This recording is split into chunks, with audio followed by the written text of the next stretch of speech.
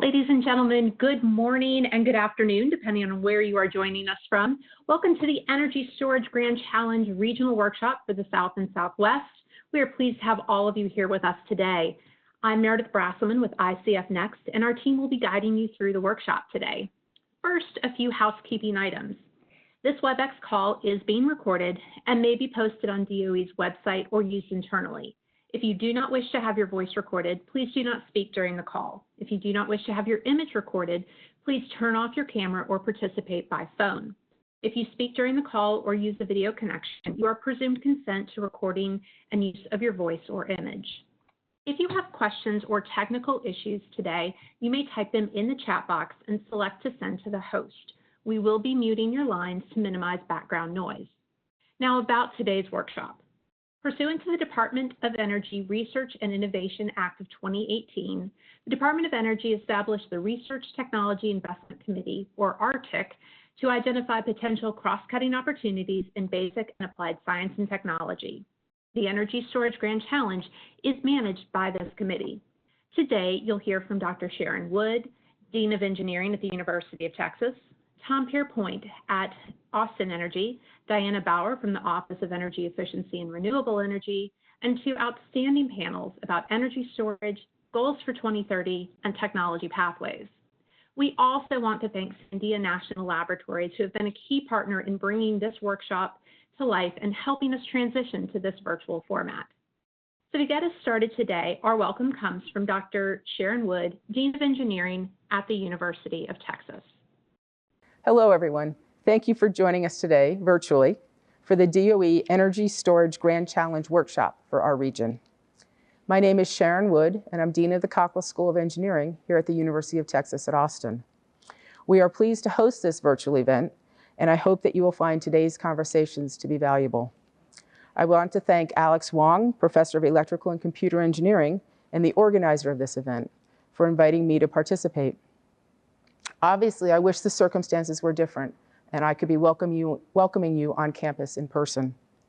The COVID-19 situation has been extraordinarily challenging for all of us, especially those researchers who have been forced to temporarily close their labs and pause their experiments. But I am confident that the research community will persevere. And thanks to virtual events like this that bring leaders and experts together, your work to solve society's grand challenges and strengthen our energy future will continue moving forward. I'd like to take this opportunity to give you a few updates about the Cockrell School. Texas Engineering has been a global leader in technology advancement and engineering education for over a century. But the past few years have been particularly exciting for us. In the fall of 2017, we opened a transformative new engineering building, the Engineering Education and Research Center, which has greatly enhanced our teaching and research capabilities. This was the first building on our campus to be designed such that the architecture fostered multidisciplinary interactions. Normally, this building is full of students and faculty who are sharing ideas and collaborating. It has truly transformed our engineering community. Next summer, we will be opening the Gary L. Thomas Energy Engineering Building, which will serve as a new hub for all kinds of energy research on the UT campus. These new facilities reflect our vision for the future of engineering innovation, and they help us strengthen our reputation as a leader in fields like power electronics and battery research, a reputation that has been established through the hard work and dedication of the extraordinary researchers on our faculty. As many of you know, one of our faculty members, John Goodenough, received the 2019 Nobel Prize in Chemistry for his work developing the lithium-ion battery. John has long been concerned about the impact of climate change, and he has been working for decades to reduce the world's reliance on fossil fuels. At age 97, he is still actively pushing the boundaries of battery technology to develop safe and affordable alternatives for energy storage. John is an inspiration for our community, and he exemplifies the Cockrell School's commitment to establishing and strengthening partnerships that will make a positive impact on society. I am hopeful that today's discussions will reveal opportunities for collaboration that can propel new technologies and change the energy storage landscape for decades to come. The Cockrell School is pleased to be hosting these conversations, and we are grateful for all of you for joining this virtual workshop. Thank you. Thank you very much. It's my pleasure to be here to talk to all of you about the manufacturing and supply chain track for the Energy Storage Grand Challenge. I will, oops. Yeah, there we go. So we're, the purpose for the manufacturing and supply chain track is to build and diversify a strong domestic manufacturing base and also including integrated supply chains. And this is in support of U.S. energy storage leadership. And it's having a domestic manufacturing base can help us capture the benefits of energy storage technologies, and we will economically benefit from having a robust manufacturing enterprise. We're also, in order to do this, we need to rapidly integrate and scale innovations from discovery through to commercialization. And then another important aspect of the supply chain resilience is the reliable source of critical materials and components. So in order to do this, we are focused on addressing major technical barriers in manufacturing energy storage, including for materials, components, and systems.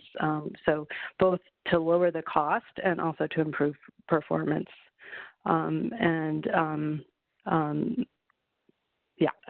sort of scaling up is also important, as well as the critical material supply chain integration. So in terms of the manufacturing supply chain, the Energy Storage Grand Challenge is focused on innovating here, making here, and deploying everywhere. And certainly the manufacturing track is very focused on the make here. And again, addressing manufacturing scale up, reduced cost, improved performance, and domestic supply chain resilience. But though we're focusing very much on make here, it's important to point out that innovation is innovation in manufacturing. It's not a linear process.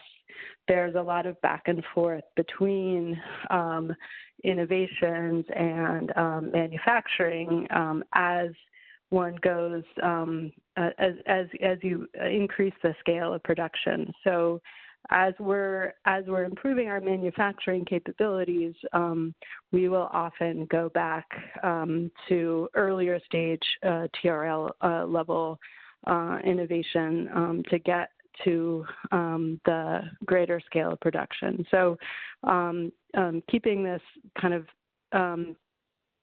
this feedback back and forth between the manufacturing as we scale it up, and then the identification of barriers to be addressed, some of which through kind of early stage applied research is also important.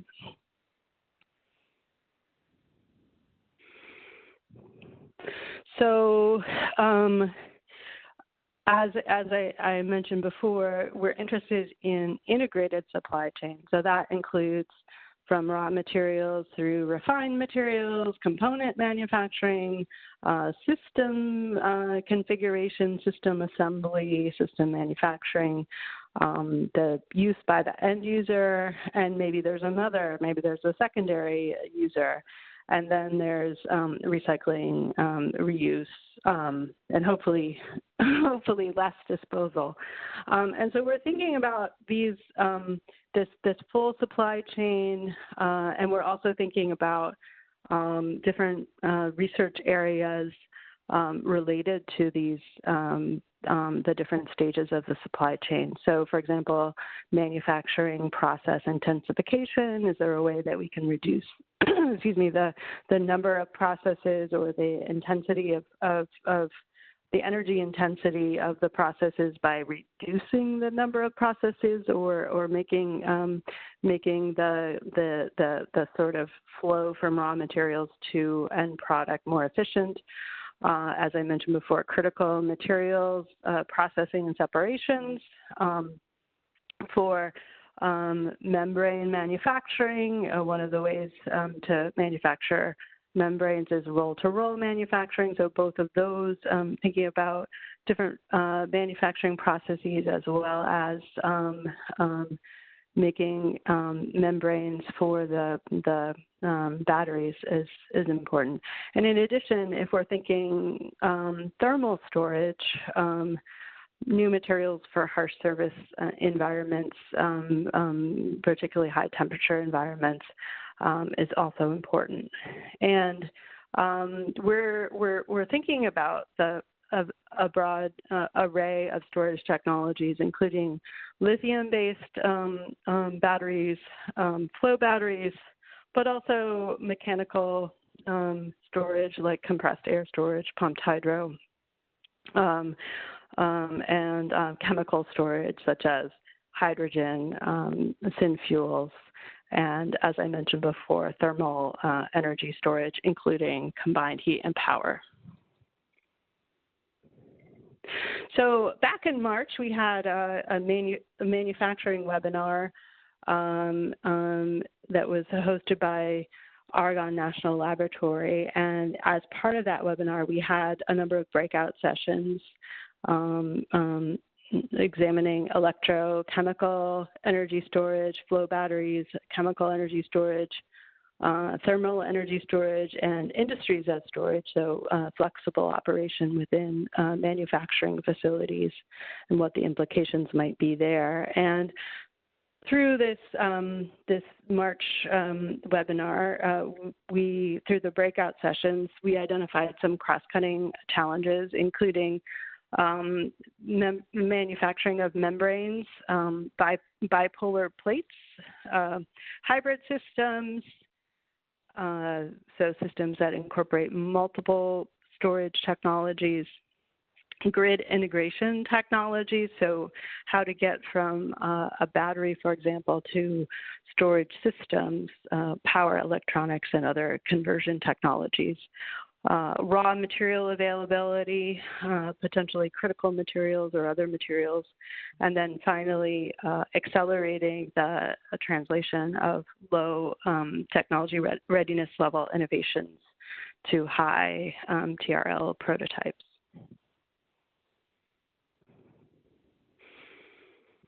So in terms of in the draft roadmap that we're preparing to release for comment, we've identified some technical barriers in manufacturing and specifically some challenges, and then some actions that we're pursuing to address those challenges. So for addressing the technical barriers, the first challenge is lowering manufacturing costs for components, including membranes, anodes, cathodes, electrolyzer, other materials, and containment structures.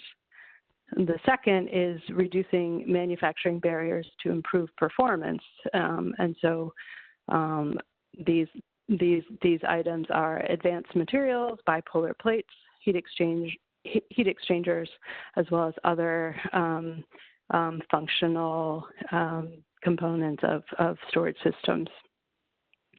And so to help us kind of prioritize where we're investing, we're pursuing a collection of technology assessment studies, and then we're also, through the efforts of the Grand Challenge, we're working to integrate our investments across multiple offices so that we can learn from one another in pursuing the barriers and, addressing the barriers. and getting to improved performance. So for the second action area, accelerating manufacturing scale up. So the challenge here is that it's difficult to scale up and integrate emerging technologies, starting from the lab invention to prototype and then to commercialization. So across multiple offices of DOE, we're focusing on scale-up actions addressing thermal storage, lithium-based batteries, and grid-scale deployment.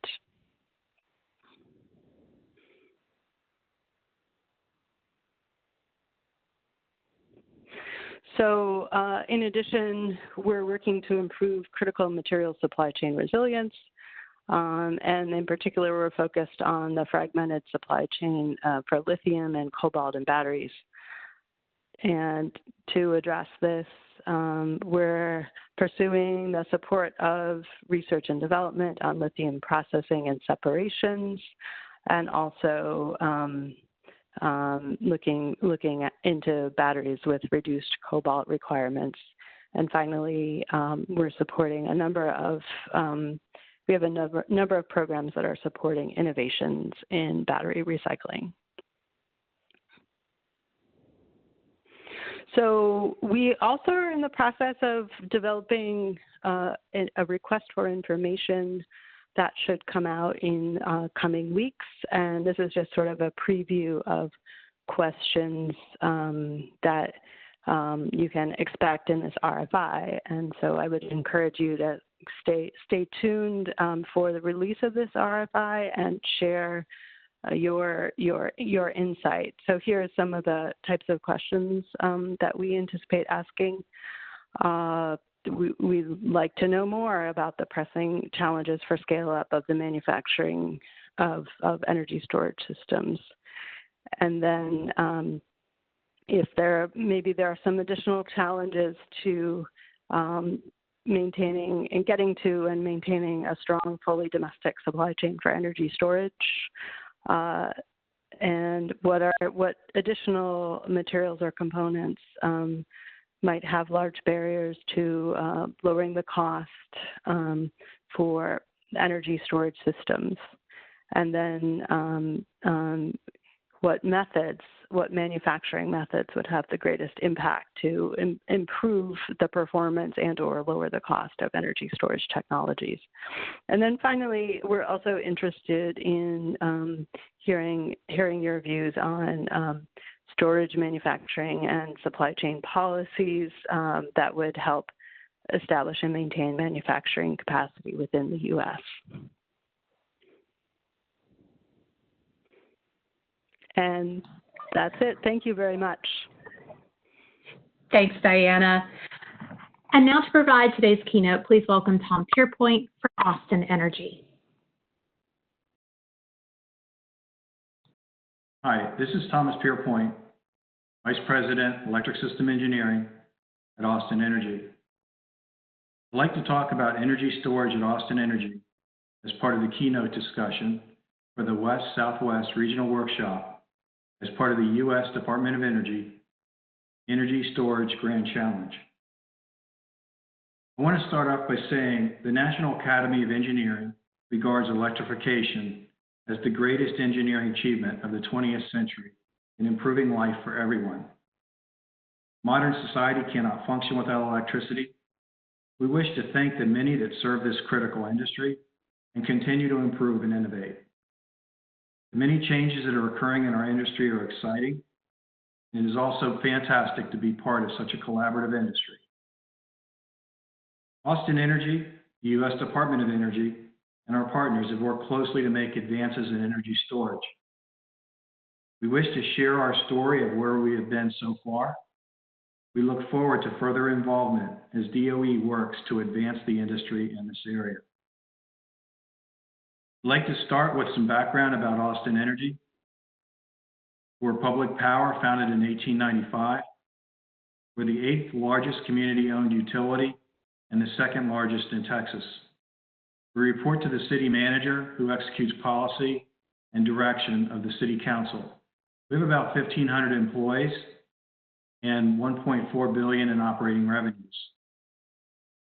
For our service area, we serve the greater Austin area. It's 437 square miles of service area, including the city of Austin and 3 surrounding counties.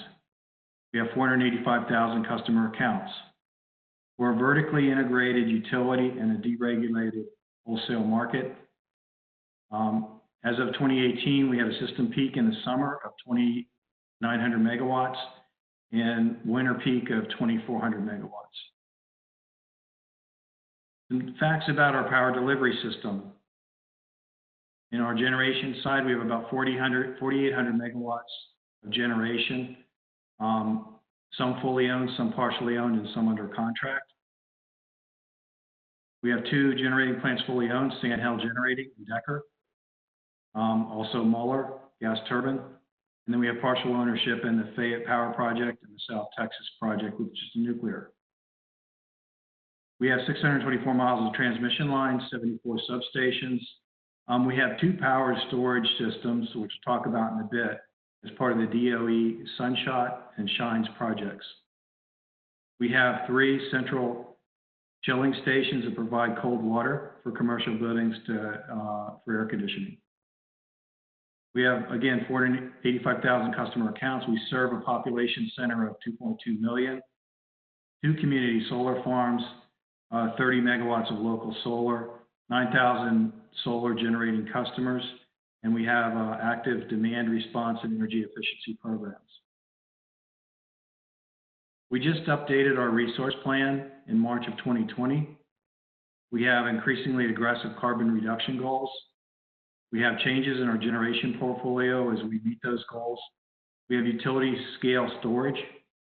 We have demand side management and customer programs.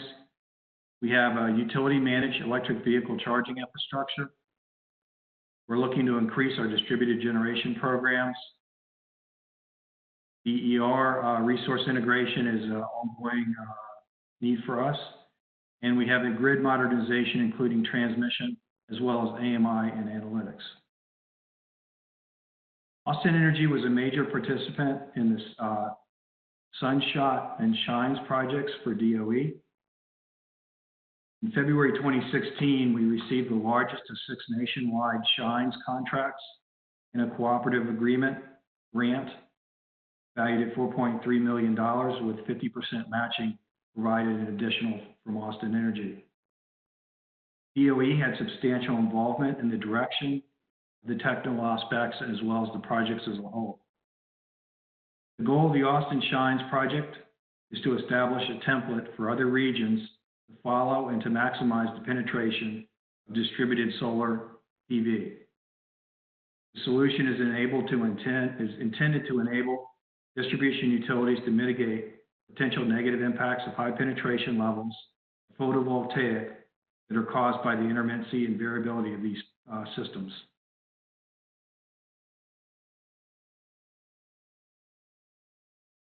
A little background on our 2 energy storage sites. Our first one is a Muller energy storage site.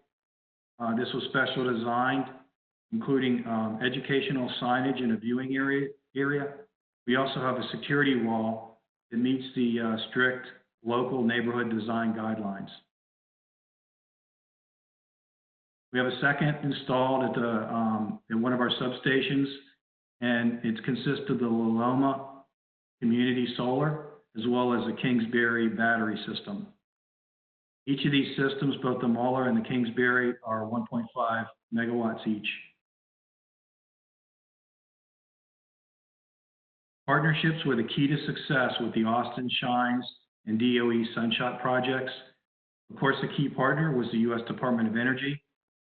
Also involved was Doosan, City of Austin, University of Texas, Landis & Gear, and a number of other vendors that were critical to success of this effort. Austin Energy is continuing to build on the success of the DOE Sunshot and Shines projects. Austin Energy applauds the bold vision of the U.S. Department of Energy Energy Storage Grand Challenge. We appreciate the chance to share our story of where we've been, and we look forward to further involvement as DOE continues to advance the industry in this area. Thank you very much. Thank you so much to Dr. Wood, Diana Bauer, and Tom Pierpoint. We have two outstanding panels for you all today. Ralph Masiello of Quanta Technology will moderate our first panel on 2030 goals and the vision for energy storage, and Deepak Devan of Georgia Tech will moderate our second panel on technology pathways. And we know that you have lots of questions for our panelists. You've already started to give us some, and we want to get through as many as possible today. So as our panelists are presenting, we welcome you to submit questions in the chat box and send them to the host. Because we're going to hold questions until the end of each panel, we would like you to please reference the speaker or the topic when you submit your questions. That way we can make sure that we are able to go through as many as we can. Ralph, I am going to turn it over to you to introduce our panelists for panel one and to get us started. Thank you. This is Ralph Masiello from Quanta Technology. We have 5 great panelists on the first panel, which is to set the stage with discussing what are our visions and goals for 2030. Mark Rothleader from the California ISO, Tom Overby from Texas A&M, Venkat Benanarayanan from the National Rural Electric Cooperative Association, Efren O'Neill from the University of Puerto Rico. Also, I think Efren working with Sandia currently, and Bob Cummings from NERC.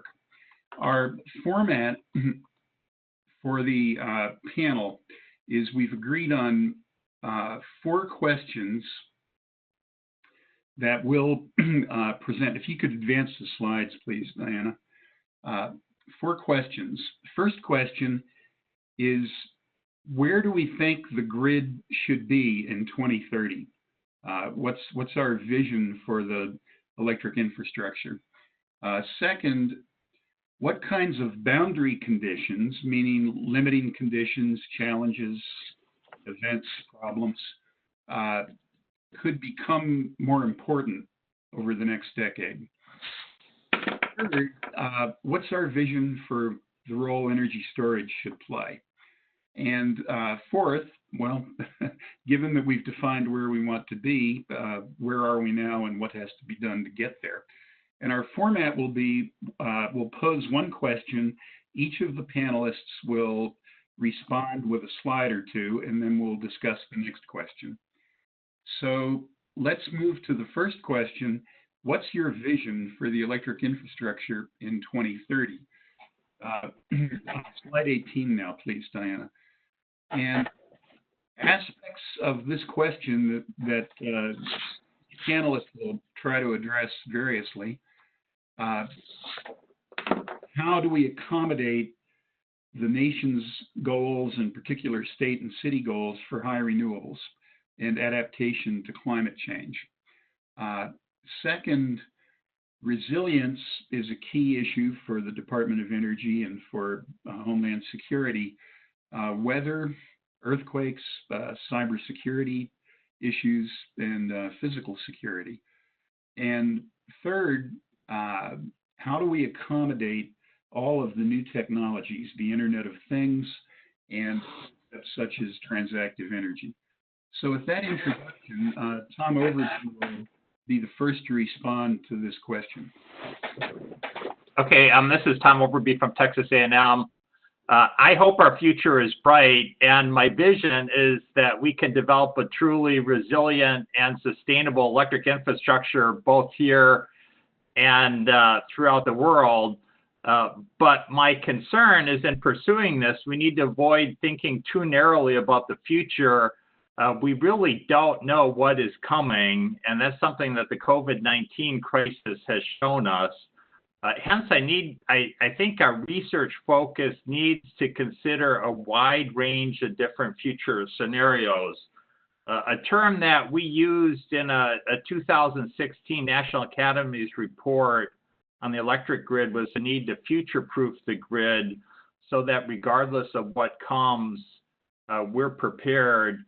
here at Texas A&M, we're developing a quite advanced and flexible electric grid testbed environment that lets us immerse people in a wide variety of different future scenarios. These include scenarios with lots of storage and renewables, and ones under both normal and highly stressed conditions. So I think we need to really be considering a wide variety of situations. Over. Hey, thank you, Tom. Mark Rothleader is up next. So, and the California ISO, of course, is well down the path to facing some of these issues. Mark? Thank you, Ralph, and thank you for the opportunity to discuss this topic. If you can move the slides ahead, one. Thank you. So in California, we're well into the transformation, but still at the very early stages of the transformation to a clean energy grid. There's several aspects to what's happening in California. Most notably, we've got the aggressive renewable energy goals, whereby by 2030, we're expected to get to 60% clean renewables. We've already achieved the 33% effectively about a year or two earlier than expected. And then by 2045, the target is really to be 100% clean energy by 2045. In addition, but in parallel to the renewable goals, is the specific greenhouse reduction goals over the entire energy sector, is reducing GHG energy targets to 80% of 1990 levels. That may ultimately be the more challenging target as we achieve this transformation. Other goals that are in effect, we've got a 5 million vehicle energy goal by 2030, distributed generation by 2021 of 10,000 megawatts of distributed generation, of which about 1.3 gigawatt of battery storage by 2024, which honestly, the 1.3 gigawatts of battery storage will probably be eclipsed ultimately by the fact that with other policies in place, including the retirement of the remaining once-through-cooled resources, it was about 5,000 megawatts of once-through-cooled gas steam generation that would still be due to retire in the next few years. There is a pending shortfall that needs to be addressed of about 2,500 to 4,400 megawatts of capacity between now and 2023. And if you go to the next slide, to meet that shortfall, what we're finding is that much of that shortfall will probably be met by either new standalone storage, likely battery storage, or some combination of solar or renewable and storage.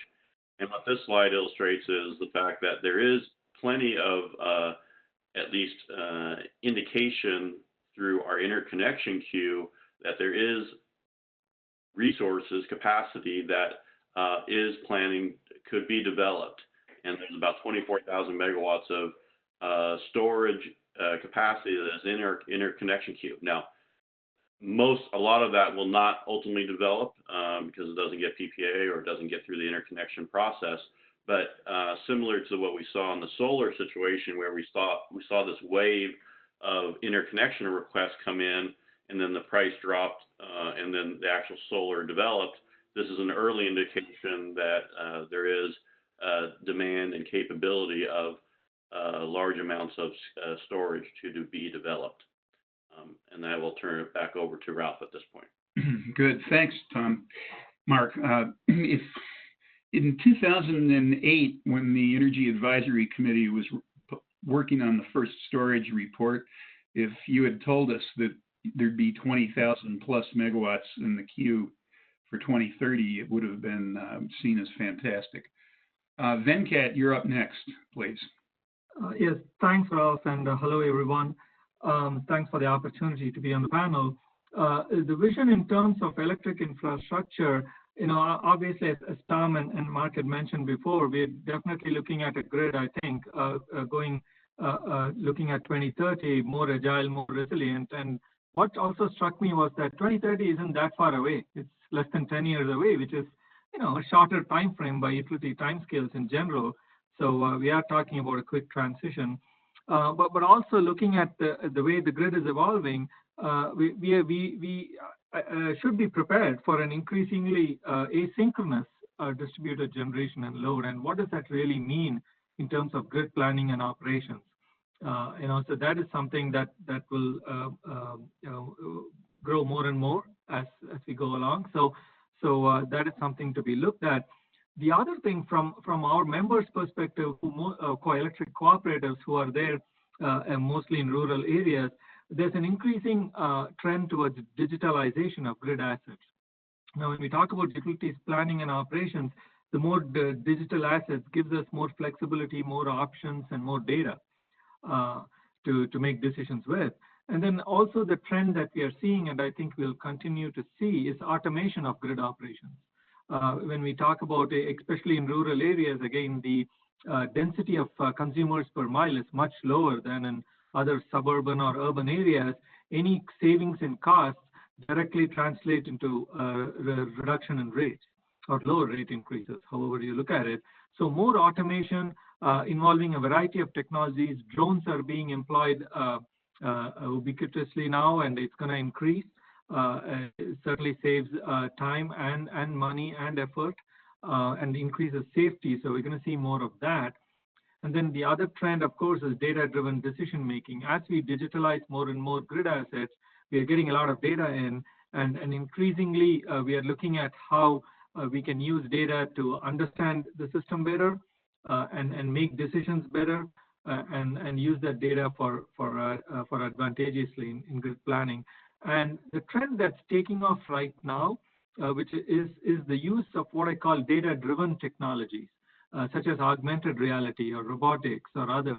And we are trying those technologies out to in use cases such as education and training, but also on situational awareness in grid operations.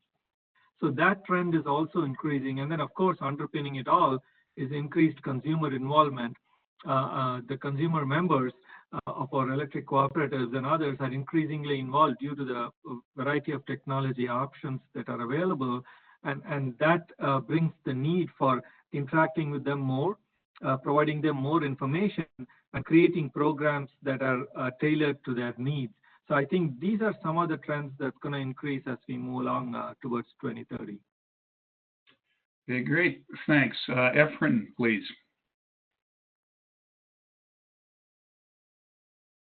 Hello, my name is Efrain O'Neill from the University of Puerto Rico, Mayagüez. I would like to acknowledge my co-author of the material in these slides, Dr. Agustin Irizarry, also a professor at the University of Puerto Rico, Mayagüez. For over 20 years, Agustin and I have been working on various aspects of power systems, specifically in islanded and remote communities in the context of Puerto Rico, but also in the context of the Caribbean, especially the Dominican Republic, and also collaborations in the U.S. Virgin Islands. Based on that experience, that has been funded by DOE, the National Science Foundations, as well as local sources, we envision a more distributed power system in the Caribbean and also in other tropical islands around the globe, as well as in coastal and remote communities.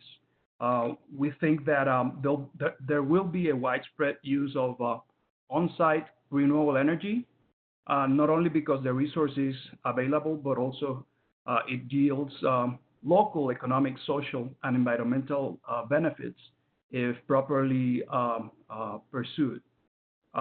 We think that solar communities, which are communities that own and participate in the operation of their own solar systems, will be common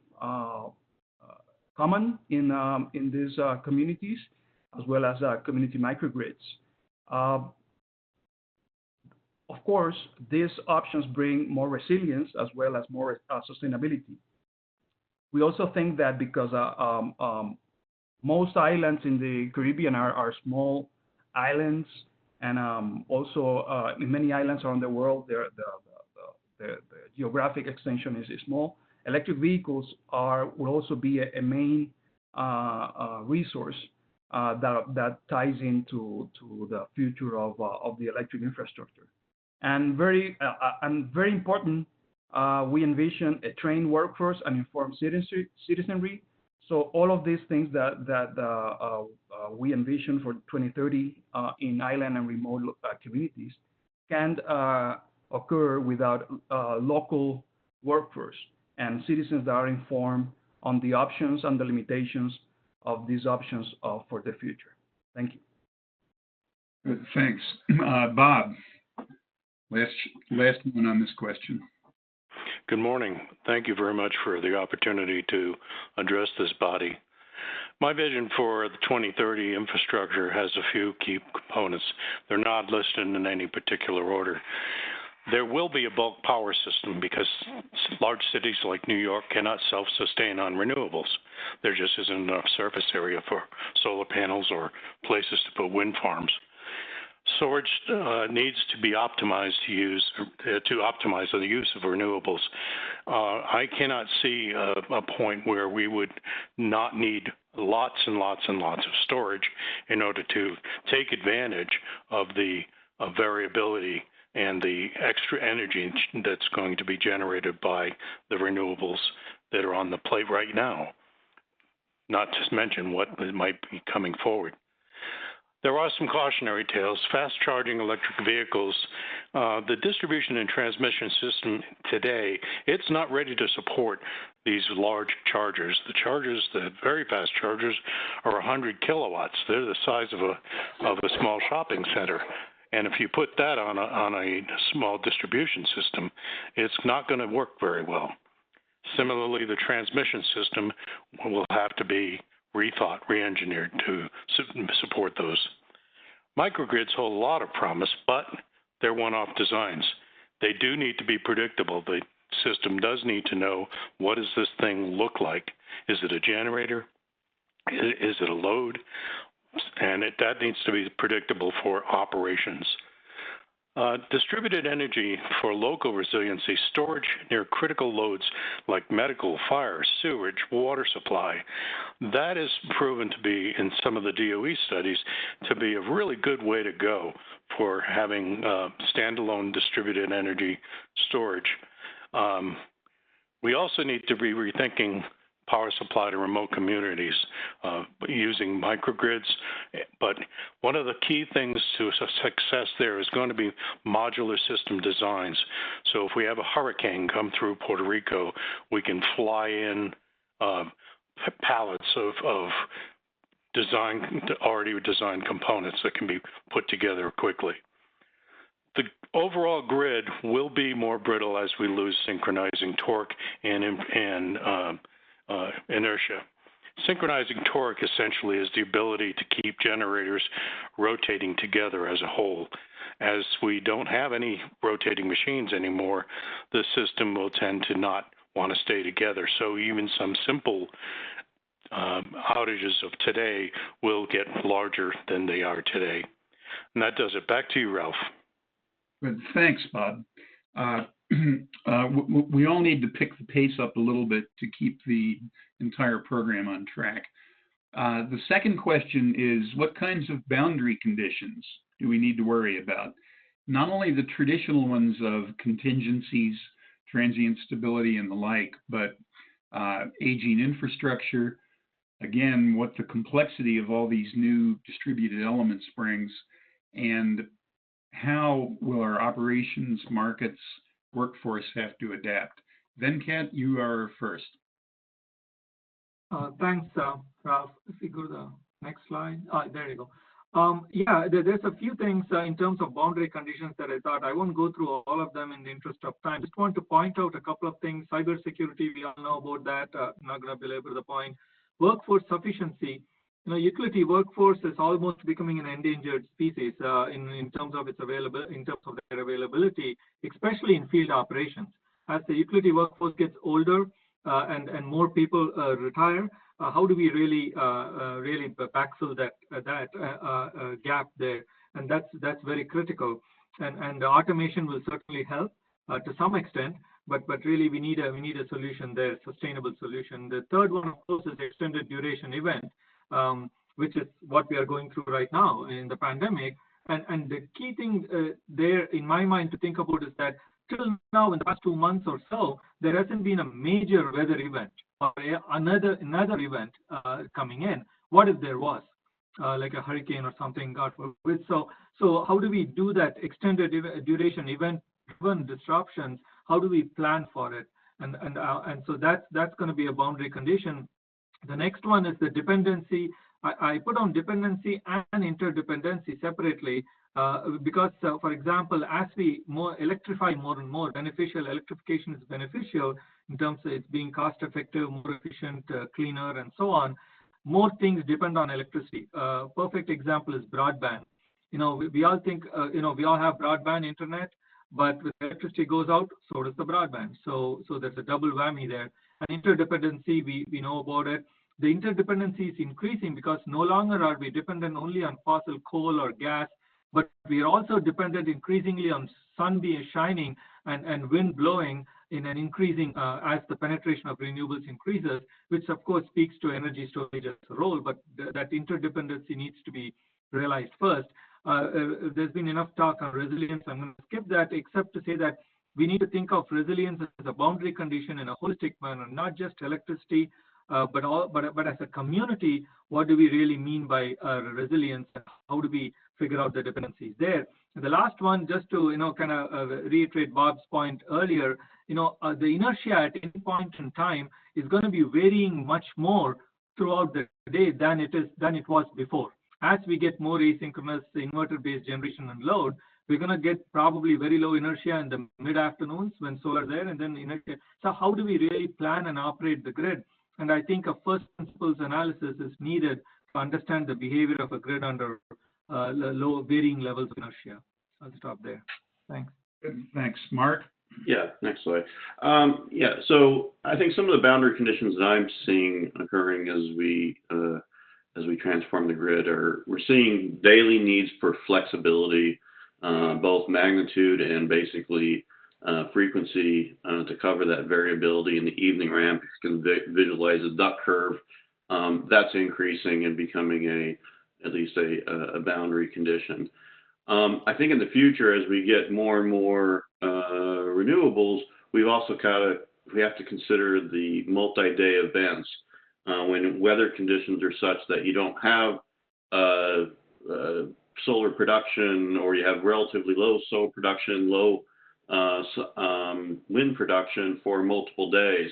And that I think leads to potentially different solutions in terms of the types of storage you need versus the daily use of storage. So I think that's a boundary condition.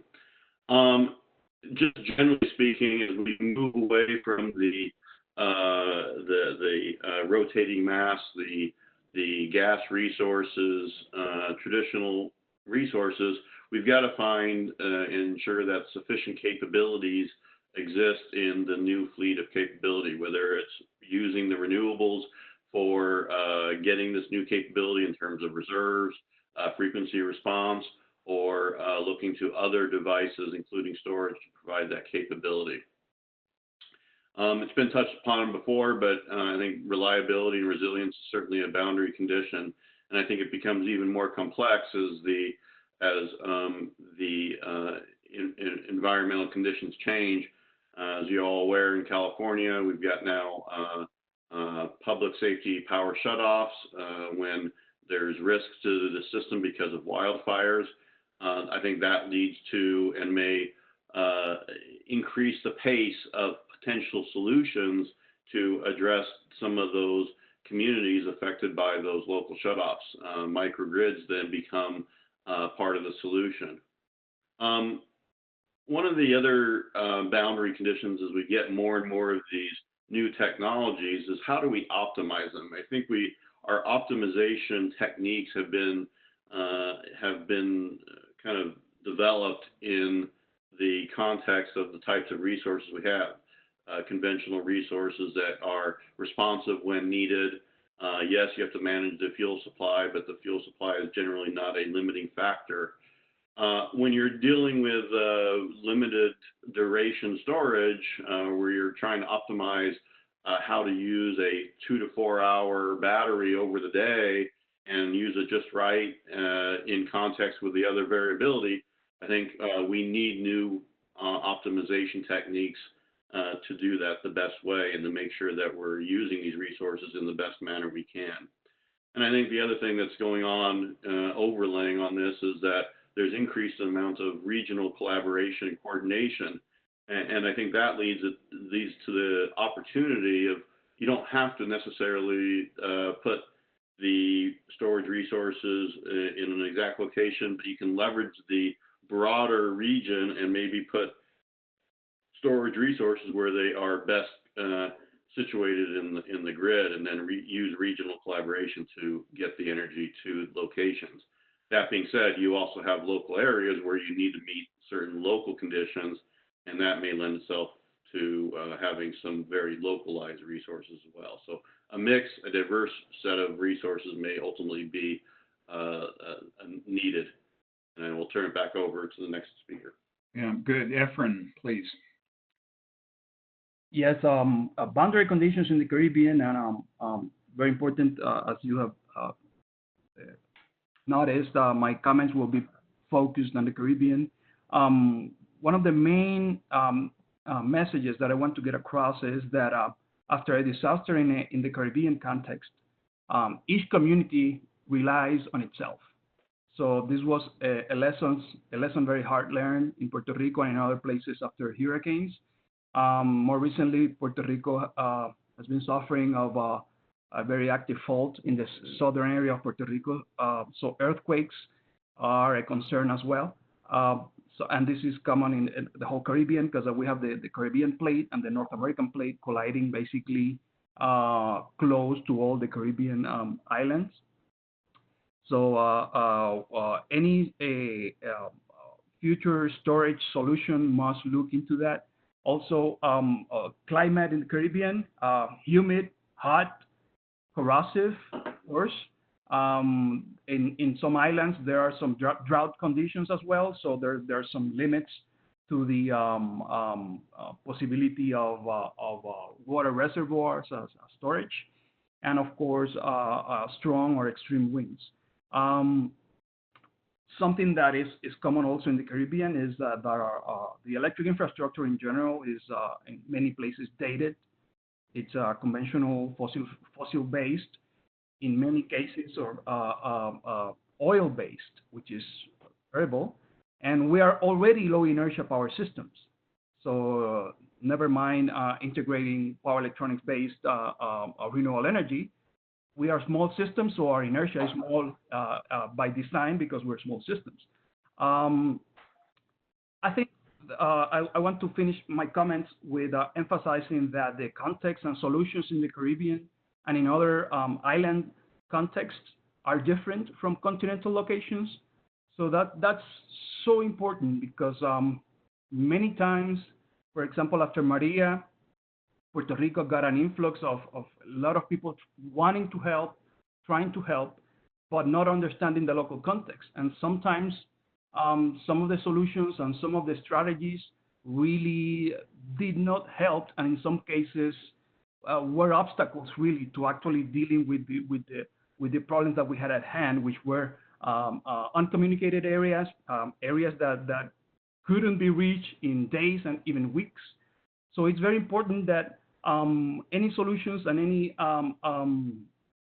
strategies going forward when thinking about the Caribbean deals with the local context and actually engage with the local communities and the people that have been working in local problems, that understand the limitations and the possibilities that are available in the area. Thank you.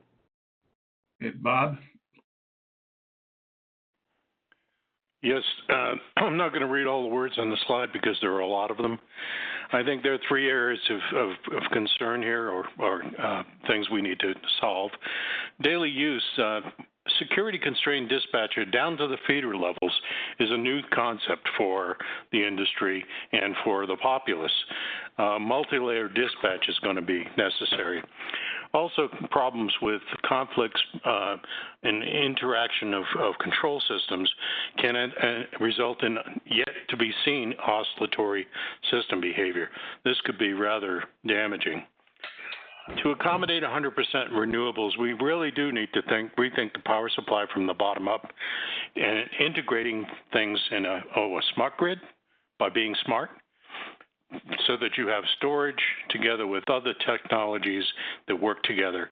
Sufficient reserves must be built in because system resources need to be modular.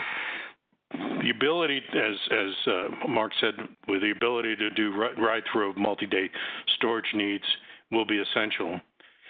On the resiliency side, this location of storage systems next to critical loads will be very helpful. And storage systems will have to be able to be adaptive, able to change their charge-discharge strategies, sometimes on the fly. For recovery, supply and emergency power supplies, fuel supplies, communications equipment, standardized connection mechanisms, those things would be very, very helpful. And a lack of spare parts on site at some of these locations and knowledge of how to rebuild after, these things are going to have to be addressed. These are things coming forward. Thank you. Good. Tom, do you want to wrap up this question for us and we'll move on?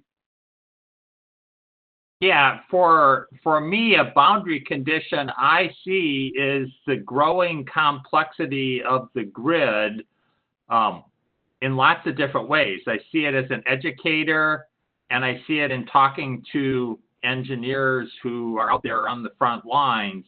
For example, in doing dynamic simulations, which I'm quite involved in, the number of models that we have to simulate is just growing at an unbelievable rate. And then you couple all sorts of additional control actions on there, such as remedial action, and it gets very complex. We're also seeing more complexities in the grid as it gets coupled to other infrastructures, potentially such as transportation. I do wonder if the grid is getting so complex that nobody truly understands what is going on fully, and we're setting ourselves up for major problems, and we all think somebody else really understands it. For example, determining and mitigating potential hidden failures is a real challenge. I think we need to bring in colleagues from other disciplines like human factors and have the right funding mechanisms available so that these people can have a long-term commitment to become conversant in the electric grid. It takes a really long time to develop this truly effective interdisciplinary collaboration. Over. Okay, thank you, Tom. Let's move on to the vision for energy storage. And very quickly, with every other commodity, we take storage for granted. And the Wall Street Journal reports on how much corn we have in storage or how much wheat or pork bellies or natural gas. Electricity is unique right now, but my vision is it's another commodity. Storage is cheap, routine, and we worry about how much we have stored, not how much storage we have. So first panelist on this is Efren, please. Yes, if I could have my slide. Some of the things that are in my slide will probably be said by other panelists, so I won't get into details about the usual thing. I mean, storage definitely is great for control. The more storage, the better, of course. Control and energy management. In the Caribbean context itself, community microgrids, if the vision that I presented earlier is to be realized at some level, you definitely need storage to realize that community microgrid vision. And of course, in terms of the vulnerability that the Caribbean has to earthquakes and hurricanes, emergency energy hubs So small systems that provide minimal critical services, not only to the usual critical loads like hospitals and emergency service management, but also to remote communities. You have people that require to refrigerate medicine like insulin, baby food. So you could have resiliency hubs or emergency hubs deployed in strategic areas around small islands in remote areas. And storage definitely will play a part there. My last comment is that this is not something to look for in terms of 2030.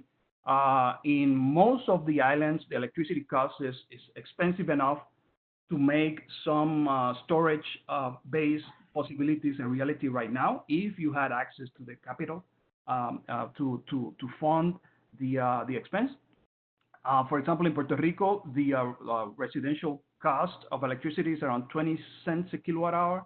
And basically, a work that my colleague Agustin Grisari has done with actual quotes with equipment placed in Puerto Rico, have storage and PV systems at grid parity right now. So that's, the storage is a game changer right now, not just in. Thank you. Bob, please. There are a couple of things in my vision for the role that energy storage plays. Part of it is going to be non-traditional. You'll find yourself charging batteries, charging in the middle of the day when it's just a non-traditional method. Usually you charge at night from your coal and nuclear facilities. You're going to, in a co-location with renewables or loads can help avoid duplicative transmission infrastructure. High ramp rates are going to be needed for morning and evening with net load ramps, as you can see by the duck curve. And storage is going to provide an awful lot of the load following, load balancing, frequency control, frequency response, and voltage support. One of the things we do have to get away from is the assumption that we can take every bit of solar energy or wind energy as it's generated. That simply is not the case. Storage is the only thing that can help us stop that, can change that.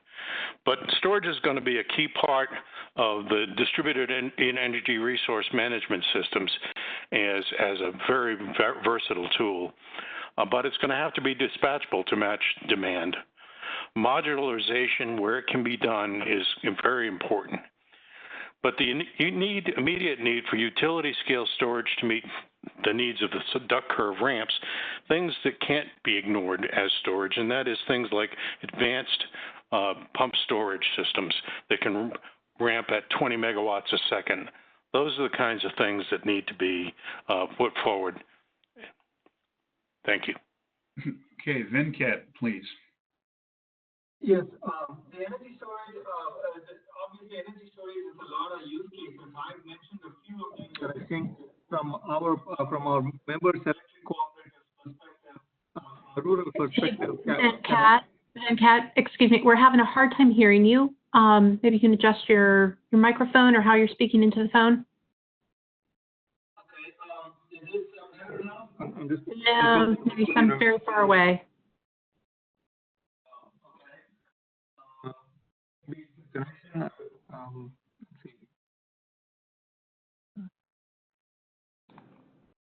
Okay, try again. Yeah, how about now? Yes, that's much better. Thank you. Okay, sure. So yeah, I was saying there's multiple use cases for energy storage. A few of them, especially from a rural perspective, when we talk about power supply, the holy grail of energy storage, increased energy storage penetration is that it's included in IRP. Integrated resource transfer frequencies, and that's more of a planning function, so it provides hedging for any power supply constraints and power supply limitations that we have. We already talked about resilience to communities. This is particularly important in rural communities where long distances and low density, when the power goes out, it does take some time to get restored simply because of geographical and other constraints. So energy storage in those situations would really be valuable in providing resiliency. So that is another role. The last two ones are an integration of intermittent generation resources. That is more of integration of renewables, as was mentioned earlier. we can store renewable energy when it's there's abundant sunshine or whatever, and then use it in the evening. That's an obvious use case. The other thing is that optimization of grid performance. Energy storage can be thought of as a grid asset in terms of managing voltage and frequency and really optimizing grid performance. So that is a value stream, I think, that will have increasing use as we get more and more asynchronous generation on the grid. So those are some of the key use cases that I wanted to point out. Good. Mark, quickly. Yeah, so I think you're getting the idea here that I think storage is going to have a role at all aspects of grid operation and planning, whether it be from transmission or resource adequacy, and resource adequacy can mean local, system level, meeting peak needs, or meeting the flexibility needs of the system. Or daily or intra-hour or very fine frequency control. It's going to play a role there. It's going to play a role in distribution management and load management at the customer end. I think the real challenge is going to be knowing that storage is going to play a role in all aspects of the grid. Is that how do you manage the storage when it has multiple use cases and potentially multiple masters of what is controlling that and what the objective is of controlling that storage device. I think that's the real challenge in the vision of the future, and I think there it's going to be how will that be orchestrated over the multiple use cases of the storage. All right, back over. Okay, Tom. Yeah, I concur with what's been said. Storage can play a very positive role.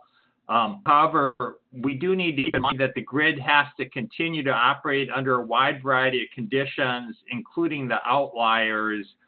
So it's not adding some storage to the existing grid, but it's how will the grid operate as we start to depend on storage during extreme conditions. For example, what if a heavily wind and solar powered grid with storage were operating during a time period where it might be cloudy for most of a month over a good chunk of the country? Living in central Illinois, I recall one December where we didn't get much sun all month. Or what if the wind doesn't blow? Also, as electricity becomes the primary fuel for other infrastructures like transportation, and suddenly you're depending on electricity being there to charge your electric car so that you can go somewhere and the electricity isn't there, it's going to compound the risk. So as we move forward with this, I mean, the future could be very bright. We just have to set up the scenarios that effectively look at all sorts of different conditions and really study them and simulate them beforehand. Thank you. Thank you, Tom. Let's try to get through the last question quickly. If each panelist would pick one of your bullets as the headline to emphasize, and we've got 5 topics, subtopics, 5 panelists, it should work. So Mark, you're up first with obvious focus, I think. Yeah. So I think I've already mentioned it already. I think the gap that needs to be addressed is with the large influx of potential and use cases of the storage is how do we optimize or change our optimization techniques to ensure that we are managing and harmonizing the use of the storage over all the use cases that it's doing. And I think it's not just the use cases, you got a diversity of the types of technologies that are going to be available, and they're going to have different capabilities. So you're going to have to delicately and appropriately manage those different limited capabilities of the storage for the appropriate use for what you're trying to do. And again, you're trying to do multiple things, whether it be for grid or for load management or whatever you've got in terms of multiple day events. managing that storage is going to be, in my mind, one of the biggest challenges and the gaps that we have to overcome, and it's different from how we operate the grid today. Thank you. Good. Tom, perhaps you could comment on the issues around the analytics. Yeah, I mean, the challenge of grid, adding storage into it, making it more complex, and trying to effectively keep the humans in the loop in doing this, coming out of the research community and research focus. A lot of our research is on the complexities of systems. We need more research that focuses on large-scale systems, while working on real grid models is best because of the CEII concerns. The use of synthetic grids, such as those being developed by ARPA-E, can be a great alternative. And that's certainly going to be the case as we start looking at the integration of storage. Thank you. Good. Venkat? Yes, if I choose one among the five there, I would talk about infrastructure needs for optimizing energy storage. Time and again, what we have found is that when we go into integrate energy storage with the rest of the system, we need to tackle different control systems, different models. So we start from utility SCADA, and if the storage is within a microgrid, then it's a microgrid control, and then you have the battery control system. So how do they all work together? How does data and control flow? And then what is the impact of all that on the energy storage operation? That is one. And the second is the associated additional cost, which usually it's kind of tough to budget for, or it's not budgeted for. So there is an impact both on cost and operation, and obviously on expectations of performance. So that is a gap that's there in terms of looking at energy storage in a holistic fashion for the complete infrastructure that's needed. And of course, understanding opportunities and limitations is the other one. So I'm going to leave it there. Okay, thank you. Efren. Yes, the one point I want to emphasize, and that touches on all the bullets that are there, is that in the Caribbean context, looking at the gaps between now and the vision of 2030, especially focused on storage, is that you need to pay attention to context. I mean, whatever solutions, regulatory models, business models, financing models, must make sense in the Caribbean context, and within the Caribbean, you have the local context as well. So it's very important that not only you look at the technological challenges and the technology solutions, but as Tom said, you need to factor in the human factor. So you need to get even down to the community level and look at what the perceptions of the people are, what their real needs are. And it's a two-way street. As engineers and technology folk, we can also share with them the limitations that are there so that we can address some of the misconceptions that are out there regarding electric energy. So that's the point that I really want to get across. In the Caribbean context and in other islanded and remote communities, you really need to pay attention to context. The solutions and the problems and the needs are different from continental solutions and other mainland technology ideas. Thank you. Thanks. And Bob, last comments. Yeah, I think the overarching thing that we need most is development of cohesive system control and dispatch algorithms across both transmission and distribution. So we need aggregation of resources and a thing called the distributed energy resource management systems that can bridge all those gaps. And as everybody was talking about, how do you make all these things harmonized together?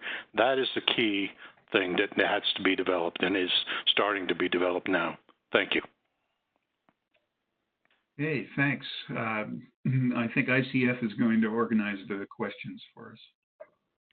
All right. Thank you so much to Ralph and all of our panelists. It was a great discussion. So we've had a number of questions come in. So I'm going to start first with Mark or Bob here. To what extent is it important to push for 24/7 coincident renewable power using energy storage?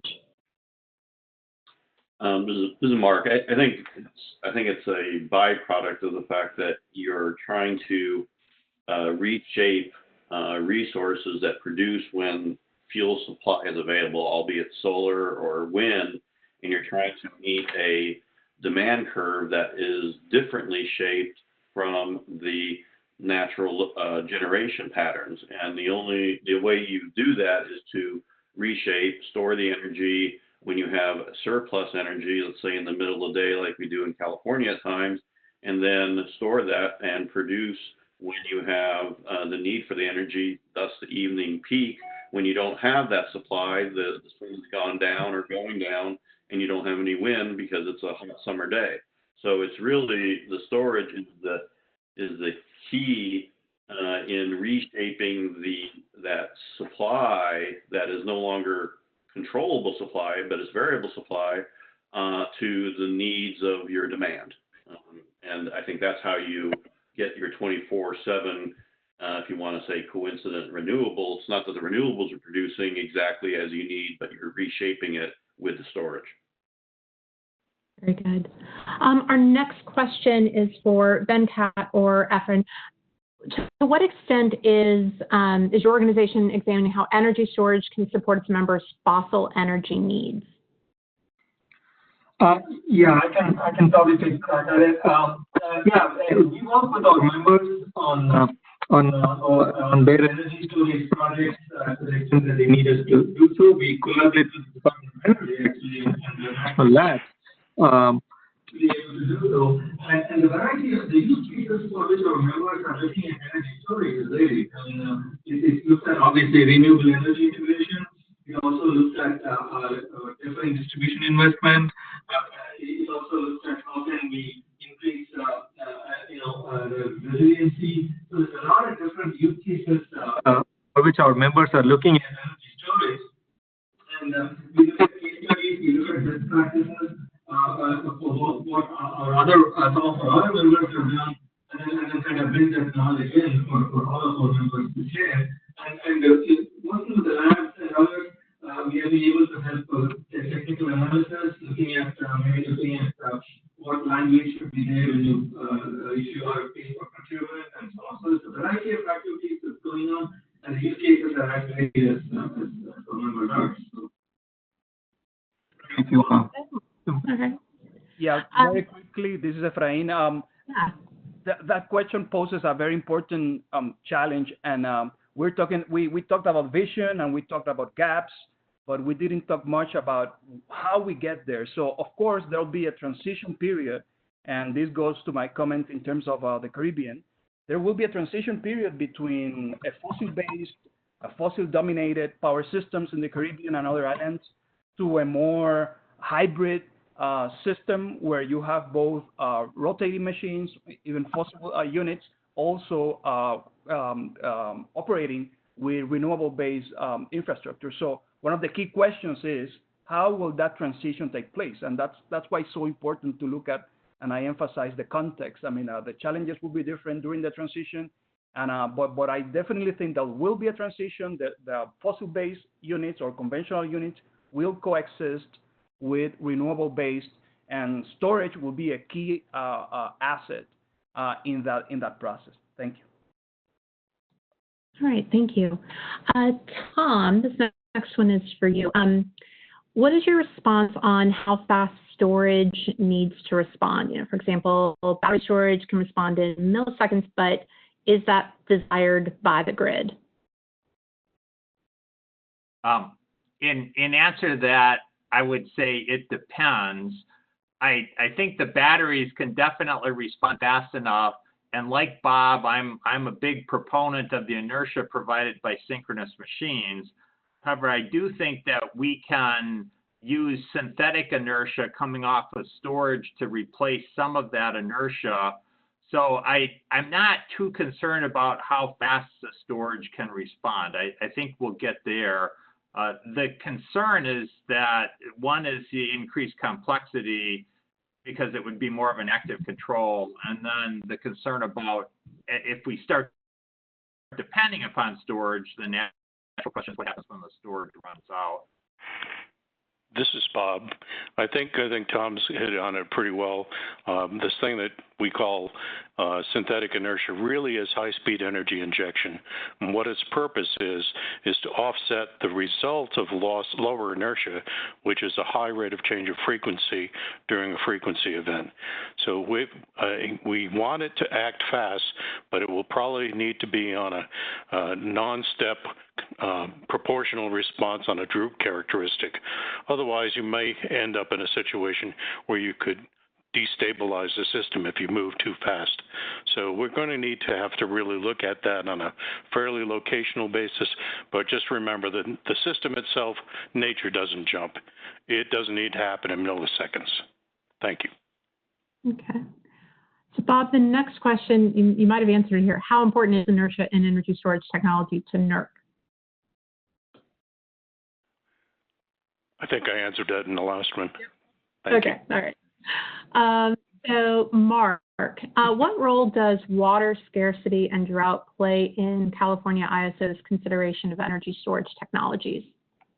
I think it's important as climate change and your susceptibility to water scarcity. It just emphasizes that you may need another element, not just storage meeting multi-day events, but seasonal events or even multi-year events, whereby you want to ensure that you have a secure supply of capacity and energy, and reliance on your existing hydro resources. I have to say that even in a dry hydro year, generally speaking, hydro systems generally are able to provide you some of your peaking capacity, but doesn't have the energy to meet your energy needs over the entire year. So you need other resources, other capability in recognition of that susceptibility to drought conditions. Thank you. Okay. Mark, another one for you. What level of demand-side participation in generation and storage will be available to commercial, industrial, and residential customers? I'm probably not the expert on this, but I mean, increasingly we're seeing storage play a role where commercial, industrial, residential customers are using those, are integrating storage into their energy system behind the meter to manage their demand side charges, to manage their security. I think the real question there is as there's that influx of storage that is at the commercial behind the meter use, does that then reduce the ability for that capability to be used by the grid? And I think that would be a lost opportunity if there wasn't this large amount of storage in the industrial, commercial, and residential energy system that basically wasn't also available for some kind of optimized use for grid use. Thanks. Okay. Very good. And I think our last question they're going to be able to get to for this panel, Tom or Everett, has anyone developed an energy storage profile? And this could be used to determine how much long duration storage, how much 5-hour, how much several minutes of storage the system needs.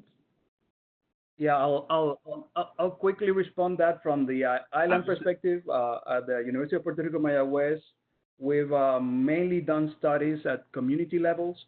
So the kind of a typical profile in terms of storage for a typical household in Puerto Rico would be like 10 kilowatt hours. So that gives you a rough idea of the storage needs.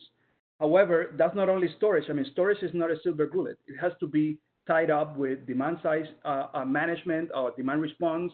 How much sun did you have that day? So storage is part of a larger strategy. And from the residential perspective, again, in Puerto Rico and the Caribbean, 10 kilowatt hours was a rough number that we estimated.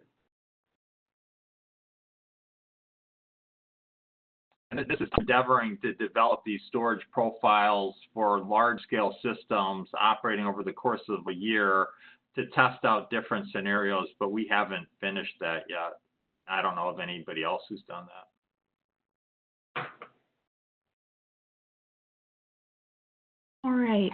Well, thank you all for the wonderful questions, answers, and a really great panel.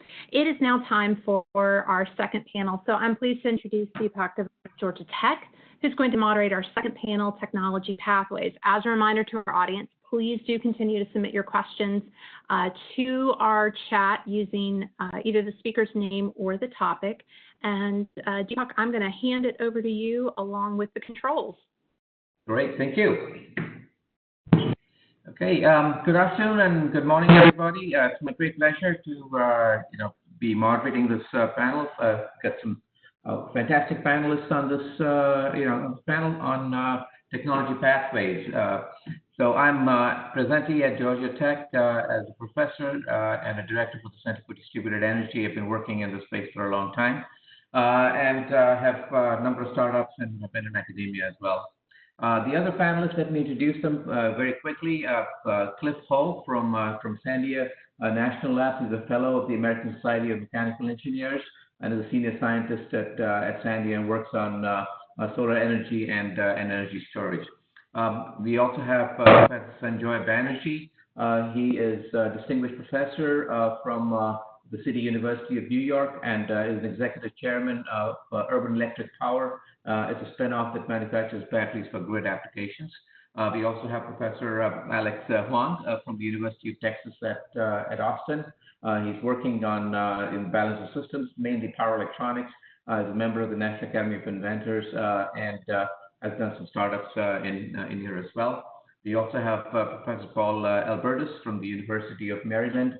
He works in the area of energy storage, has also served as a program director at ARPA-E for the $30 million DAYS program looking at long duration energy storage. And then finally, we have Frank Jacob from Black & Veatch, and he's really kind of been focusing as technology manager for storage and will give us a perspective on what is really imminent and coming in here. So you can see we have a really fantastic panel. I just want to take a minute and kind of set the stage for what we are going to be talking about.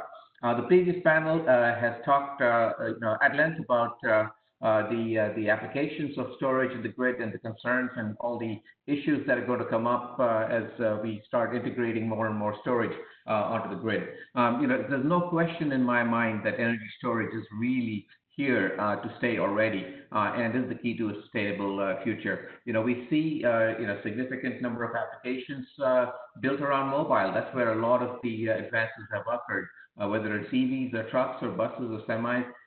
You're starting to see that, and we start to see that 60% year-over-year growth. I mean, so even the most pessimistic projections in the last 2 years have turned into significant estimates in terms of deployment of EVs, and that's being driven by very low cost of batteries. We're already seeing signs that the $100 per kilowatt hour is being beaten in the market already, way ahead of schedule. So all very, very positive. On the other side, you look at the grid, you see that integration of wind and PV with energy storage is occurring already as we speak. I think a number of speakers in the previous panel have mentioned that, and we're seeing that including storage, which makes the resource dispatchable. We're already beginning to see grid parity in many areas.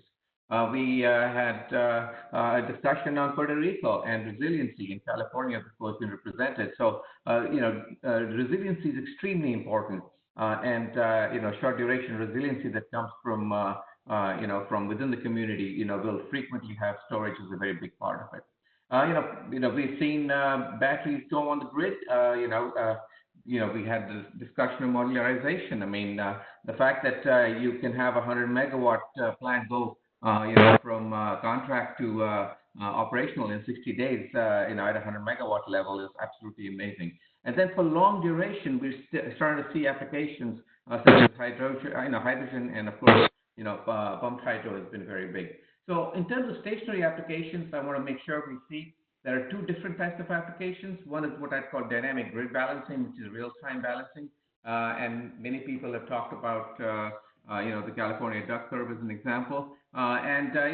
This could be non-storage resources such as distributed resources, or it could be storage as hydro. But I think the biggest application for storage, in my mind at least, is this whole process of time-shifted generation, which can be, minutes, hours, days, or seasons. So it's a very, very wide range of topics to cover, and DOE has been extremely wide, kind of involved in all of these. Very complex process of taking technologies and, all the way to market. The approach that DOE has been using to kind of look at that is really, looking at the level of integration that occurs from a technology point of view and the increasing market readiness that is there. If you kind of plot what the various DOE labs are doing, in various storage areas, you can see that it actually, covers the entire quadrant out here, right from, from one end to the other. And this includes everything from, pack testing to basic materials to power electronics to field demonstrations. And then, I think, again, I think kind of helping them to commercialize this as well. So if you kind of look at the way that matrix, moves, it goes from left, corner to right corner, and the process itself has, all the various elements, associated with what needs to be done. So with that framing, I want to kind of, turn the conversation over to the first panelist, which in this case is Sanjoy Banerjee. I'd request the panelists to try to stay within the 5 minutes so that we have a lot of time for communication, for questions and answers. So thanks, Sanjoy. Go for it. Thanks, Deepak. Good afternoon from New York, where the weather is wonderful for once, but we are all indoors mainly. Anyway, let me talk about electrochemical energy storage, mainly batteries. And the first slide here that I show you shows the current reality, how much global battery sales there are, about $20 billion each in terms of lead acid, 20 billion lead acid, 20 billion roughly lithium ion, about 13 billion in zinc manganese dioxide primary batteries, and a very small amount, maybe about $1.5 billion in other technologies. So this sort of sets the stage, the context for what manufacturing capability there is and what we might expect to happen in the next decade. So I'll move on to the next slide, which sort of shows you the energy storage capacity of the materials that are involved in these batteries. I'm comparing here with Niagara Falls, which is about 60,000 megawatt hours per day, and that energy theoretically could be stored in about an 18-meter cubed zinc metal chunk, which would cost about $93 million. It could also be stored in lithium, about 370 million, and lead, which is about 230 million, in rough terms. Now, this is an idealized scenario with a air cathode, if you wish, and you can see that these are very effective materials to store energy, and that's probably why they've been the basis of the batteries that are being widely deployed. The other thing you should realize here is that potentially these metals could also store energy on a seasonal basis. Now, going back to where the plants and manufacturing are, in the next slide, and I'm going to be quick, I show you the US capabilities. You can see that lithium ion is mainly produced here, which is the yellow dot. It's a large plant. It's the Tesla plant. There are a number of smaller gigawatt-hour size facilities, which are lead acid plants distributed over the country. Number of zinc manganese dioxide primary plants, which only give you one cycle if you wish, but at a very low cost, that are distributed more on the east side.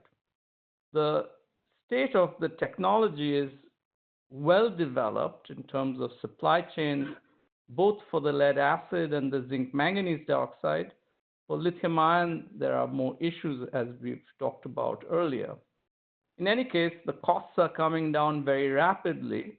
But the thing to notice is that the zinc manganese primary batteries cost about $5 a kilowatt hour. If these could be made rechargeable, perhaps at a slightly higher cost, there would be a great incentive to do this because there's already an existing supply chain and it's also very economical. So with that, and I'm trying to stay within Deepak's 5 minutes, I want to move to the last slide, which is shown here. And here I show the time scales for various potential developments. On the left hand, we have relatively incremental developments which could be potentially funded from private sources.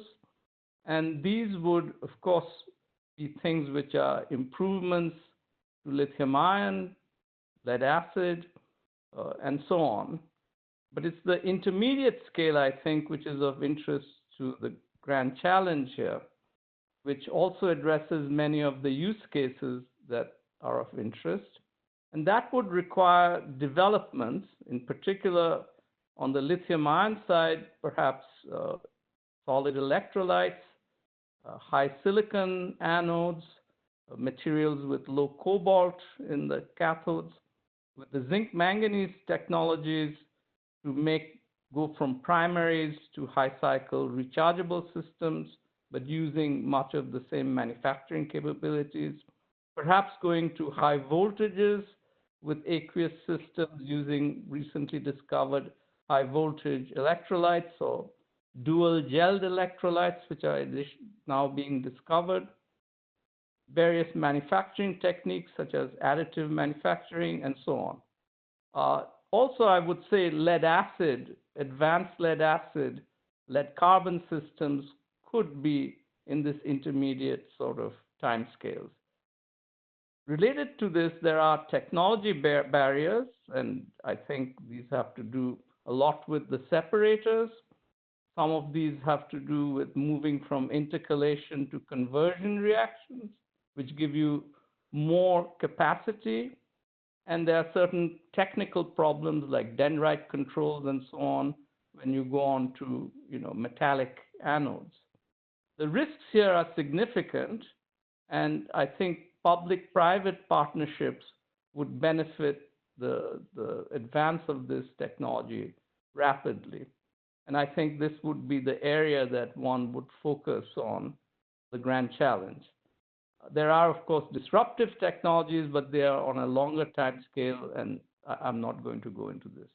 So with this very brief introduction, Deepak, thank you very much, and I will end and hand back the controls to you. Right.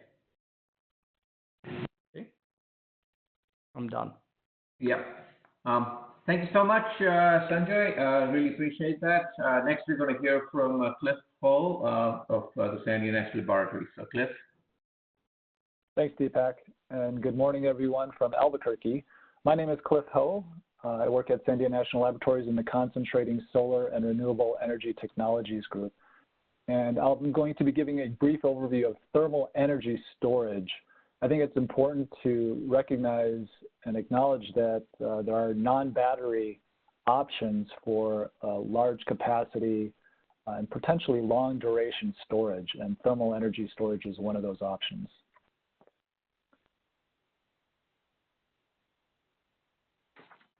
So there are three primary types of thermal energy storage. The first being sensible or single-phase storage, where you're basically using a temperature difference to store the heat. And this can be done by heating up liquids, such as molten salts, or solids, such as graphite, concrete, or particles. Now, on the right, the images show large building-sized tanks that store molten salt for a concentrating solar power plant that I'll describe in an example later. And then down below is an emerging technology storing heat in solids such as particles to provide higher temperatures for more efficient power cycles. The second type of thermal energy storage is phase change, using the large latent heat of fusion or evaporation to store energy, either in salts or metallic alloys. And then the third primary type of thermal energy storage is thermochemical storage. This is converting thermal energy into chemical bonds. And the advantage here is that you can store that energy perhaps indefinitely with little degradation for long duration storage. So in this slide, I'll go over examples of each of these three thermal storage technologies. Starting with sensible energy storage, there are commercial concentrating solar power plants that use lots of beers to concentrate the light to heat up a liquid, typically molten salt, to high temperatures, 400 to 600 degrees Celsius. That hot liquid can be stored for many hours, and when it's needed, it's pumped to a heat exchanger to boil water, generate steam, and spin a turbine generator for electricity production. The one on the top here illustrated is Crescent Dunes in Nevada. It's a 100 megawatt plant with 10 hours of storage, so 1 gigawatt hour total. This image on the bottom is from Solana in Arizona. It's a 280 megawatt parabolic trough plant with 6 hours of storage, so a total of 1.7 gigawatt hours of storage. And it's important to note the magnitude of each of these plants. We're talking over a gigawatt hour compared to many of the large-scale battery deployments, which have on the order of typically tens to maybe up to 100 megawatt hours. So we're talking 1 to maybe 2 orders of magnitude larger storage capacity with thermal here. The second application example is for latent energy storage. I'm not personally aware of any commercial latent thermal storage plants, but there is a company called Hy-Vee Power that's developed some pilot plants, demonstrated some pilot plants on liquid air energy storage, and they're planning a larger facility in Vermont, 50 megawatt plant with 8 hours of storage, so 400 megawatt hours. The principle is that they use electricity during off-peak hours to compress air into a liquid using a Claude cycle at very low temperatures. That is then stored, the liquid air, liquid nitrogen is stored at very low temperatures in these large tanks. And when it's needed, the liquid is allowed to expand through a turbine to spin a generator for electricity production.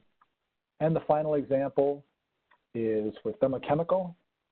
DOE has sponsored a number of projects looking at using high temperature heat to drive a chemical process to generate hydrogen, for example, in a reduction oxidation process using ceria, where you heat up the ceria at high temperatures, say over 1,000 degrees C, to reduce them. You then pass steam through the reduced ceria to oxidize it.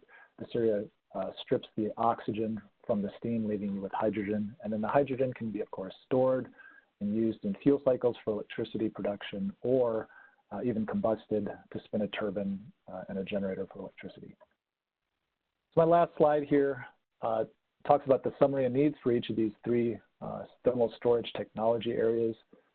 With regard to sensible, again, this is using a temperature difference, storing the heat as a temperature difference in liquids or solids.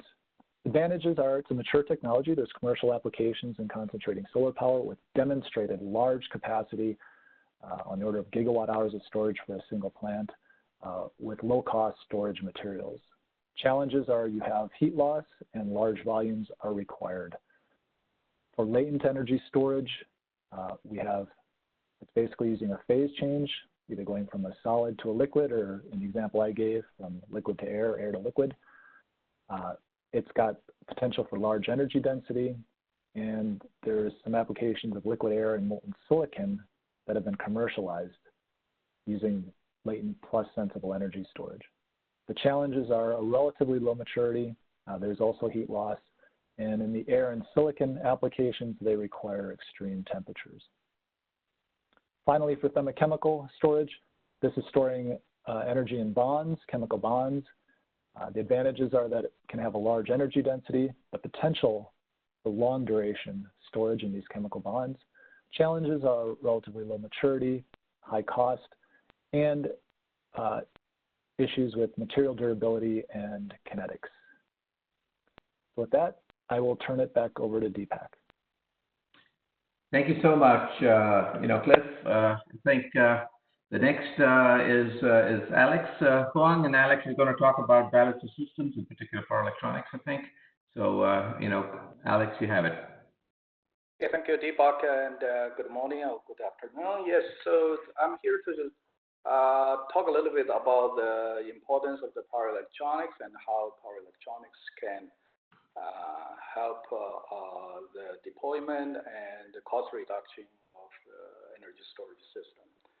So I think as the first panel was talking about 2030 vision of the future or 2040 vision, obviously the large penetration of renewable energy and large penetration of energy storage will inevitably coupled with large penetration of power electronics. So definitely power electronics will play a great role in our future energy system, particularly in the electric grid. Actually, according to DOE, 80% of electricity in 2030 will go through some form of power electronics processing. So it's quite important to talk about this technology. But today, basically, I'm going to focus a little bit on how we can help reduce the cost of the energy storage system. As we were looking at the issue, the value of the energy storage is well understood. I think how do we deploy this in large scale and make this ubiquitous in our energy system is a key. So this slide shows just an example of the cost reduction of the battery pack itself. These are material costs and fabrication costs and packaging costs associated with the battery pack. And this example is automotive battery pack cost. As we can see, because of technology and the market adoption, it has a major impact to this cost reduction. So we also work in the solar aspect. The solar panel cost reduction goes through the similar roadmap and cost reduction. As cost is reduced on the battery itself, the balance of the system cost, the percentage of the balance of the system cost actually increase. So this has been true in the solar industry. I think it's also going to be true in the battery industry and the energy storage industry. In this particular case, electrochemical energy storage system. So here's just an example of the percentage of the cost associated with the balance of the system. Electrical balance of the system, structural installation cost, and tax, and many of the soft costs associated with the battery system on the right-hand side. You can see, depends on the number of duration of the storage system, this level of percentage is substantially different, particularly for the higher power and smaller duration energy storage system, the balance of system cost has become higher and higher. So how can we do to reduce this? And power electronics can play a major role. So I'm using this graphic to illustrate the role power electronics play and how they can potentially impact this cost reduction roadmap. For example, in the world of electrochemical battery, we have a cell voltage around 3.7 using lithium-ion as an example. But for the end application, we have voltage changing from 240 volt in residential to several hundred volt in UPS application and to 480 volt in grid industrial application to tens of thousands of volts for grid application. You can see there is a big gap between the technology. So what are the two toolkits of technology we use to address this issue? Of course, in the battery level, we develop a module, we develop pack, then we need battery management system to manage all the battery cell in the system. So this is part of the balance of system cost in a battery system. Then we need to change the DC to AC or change the DC to a different DC voltage. That's where the power electronics is coming in to bridge this power conversion requirement. But if we need more voltage, we have another technology called transformer. We can step up the voltage to a much, much higher voltage. This is what we do today, right? In the future, I think we can use power electronics to increase the level of integration. For example, we can use power electronics to lower its input voltage to be closer to the battery technology. And on this side, we can increase the voltage to generate higher and higher voltage so we can connect to our medium system grid for large-scale energy system. From a functionality point of view, of course, power electronic can control the power flow, control the reactive power, and many things we discussed in terms of improve the resilience of the system. So a few examples here is trying to show actually how we're doing this. For example, one of the key technology in power electronics is now we can move from silicon to wide bandgap silicon technology to provide much better capability in power electronics, power processing capability at high frequency. So with this, you can go through, for example, integrating solar and battery together and generate a medium voltage output. So you're addressing the cost reduction through multifunction and through generating medium voltage output. So this is one way to do it. Another way we can do it is lower the input voltage to close to the battery, so you can reduce the cost of the battery management system. And we can also look at the topology and architecture innovation, so the battery and power electronic can directly connect to the sub-transmission system at hundreds of megawatt level. So there's some of the examples power electronics can do, and also power electronics can play a much bigger role in developing the next generation control, such as the inertia control we just talked about in a previous panel. So here it just shows the example. You can develop this advanced control to address the low inertia system issue. So finally, my recommendation is we need to emphasize the balance of system cost reduction in the future and invest in a tighter integration between various technology across the supply chain. So I think I'm running out of my time. Hand over to Deepak. Great. Thank you so much, Alex. Much appreciated. I think next we'll hear from Paul Albertus from the University of Maryland. Paul, thank you.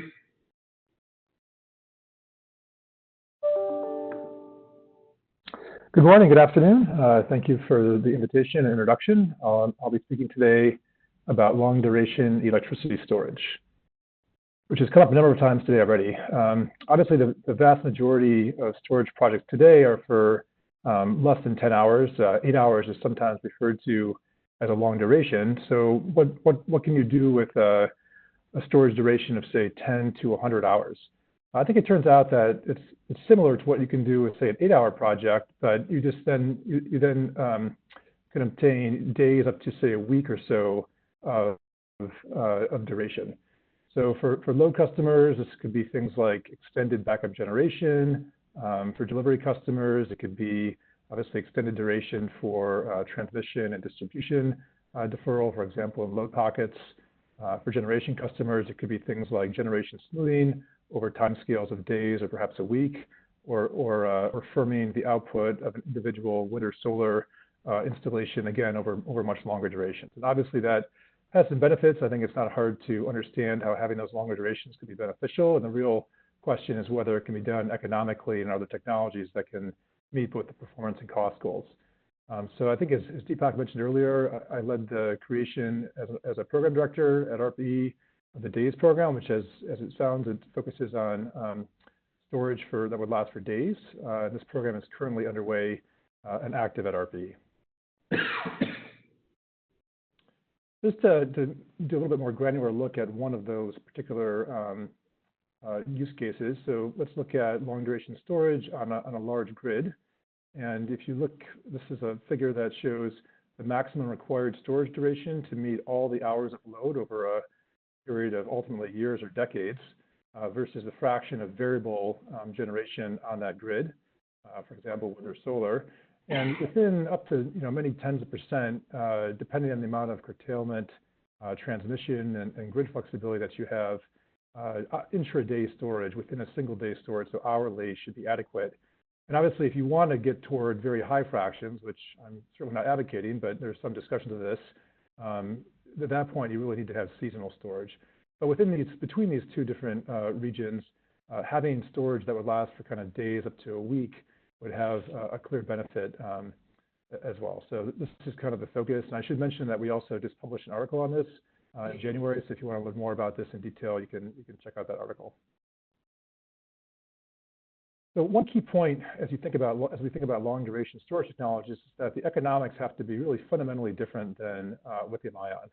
And so this figure shows the system lifetime cost, which includes all the capital costs and all the operational costs over a 20-year period versus the duration at rated power. And the way the current commercial reality in terms of what's being installed is mostly in the upper left-hand corner there in gray. And I think last year it was over 90% of all new storage projects were lithium ion. And so if you look at the cost structure of lithium ion as you go out toward longer durations, even with future cost reductions, there's some limit to how low the cost can go on a per kilowatt hour basis.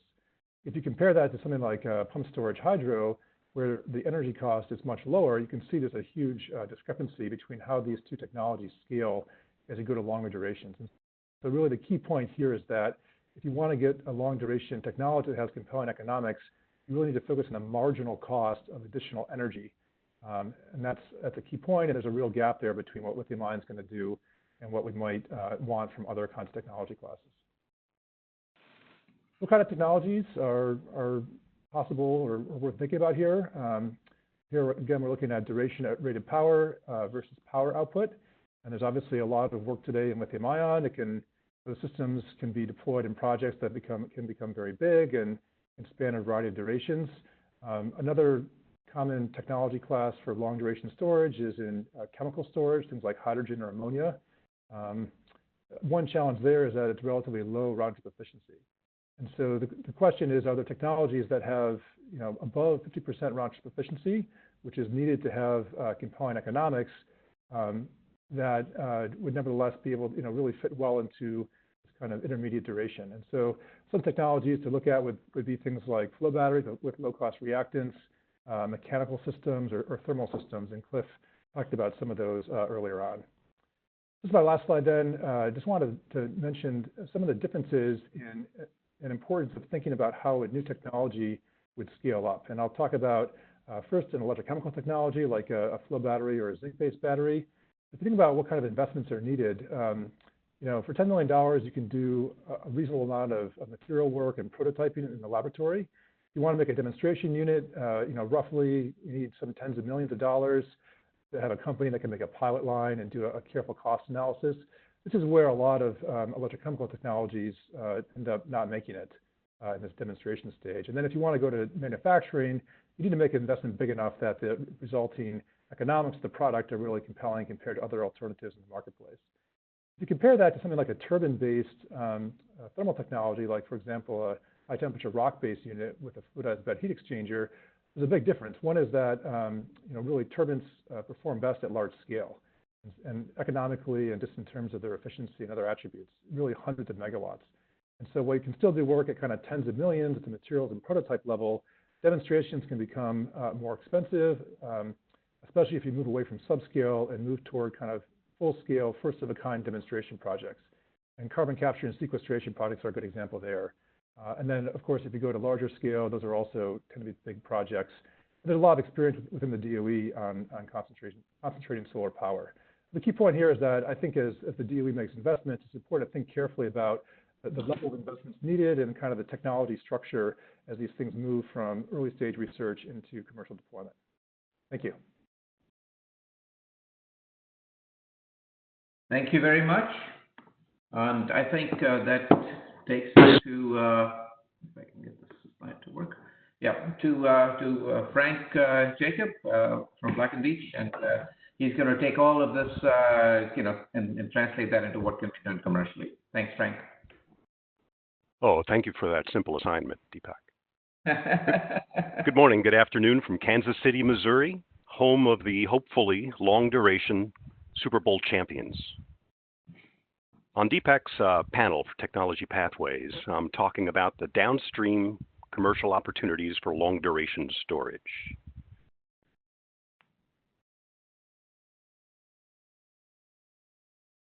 Where'd my controls go?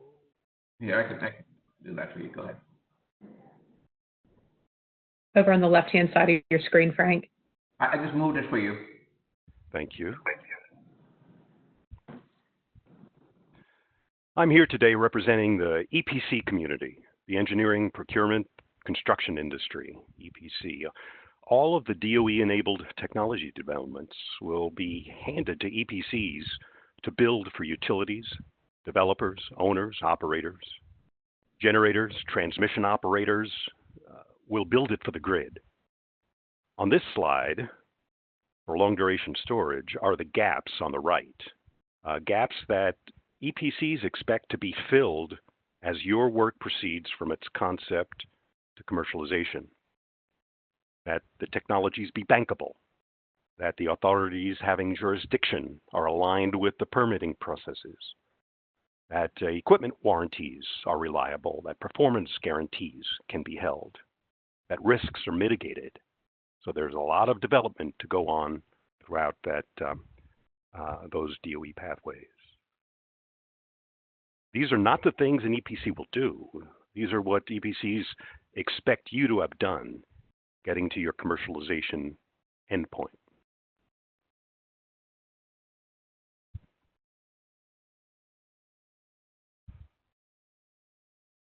After all the concept to commercialization work is done through those really well-detailed DOE pathways, I show on this slide deployment gaps on the right side that are often stumbling blocks to success.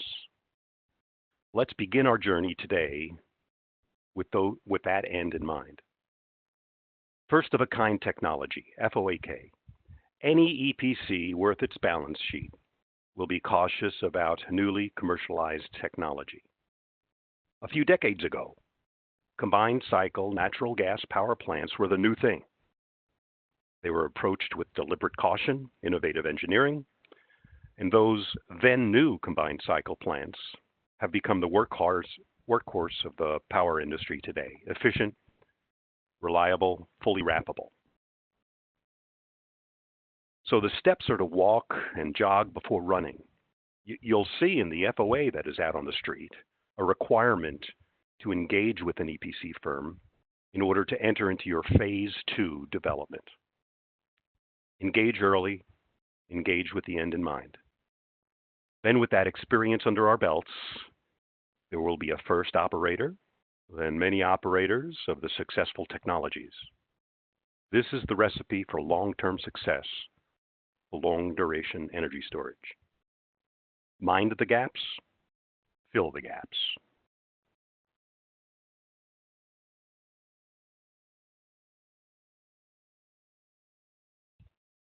This slide lists the big plans already announced for really big energy storage.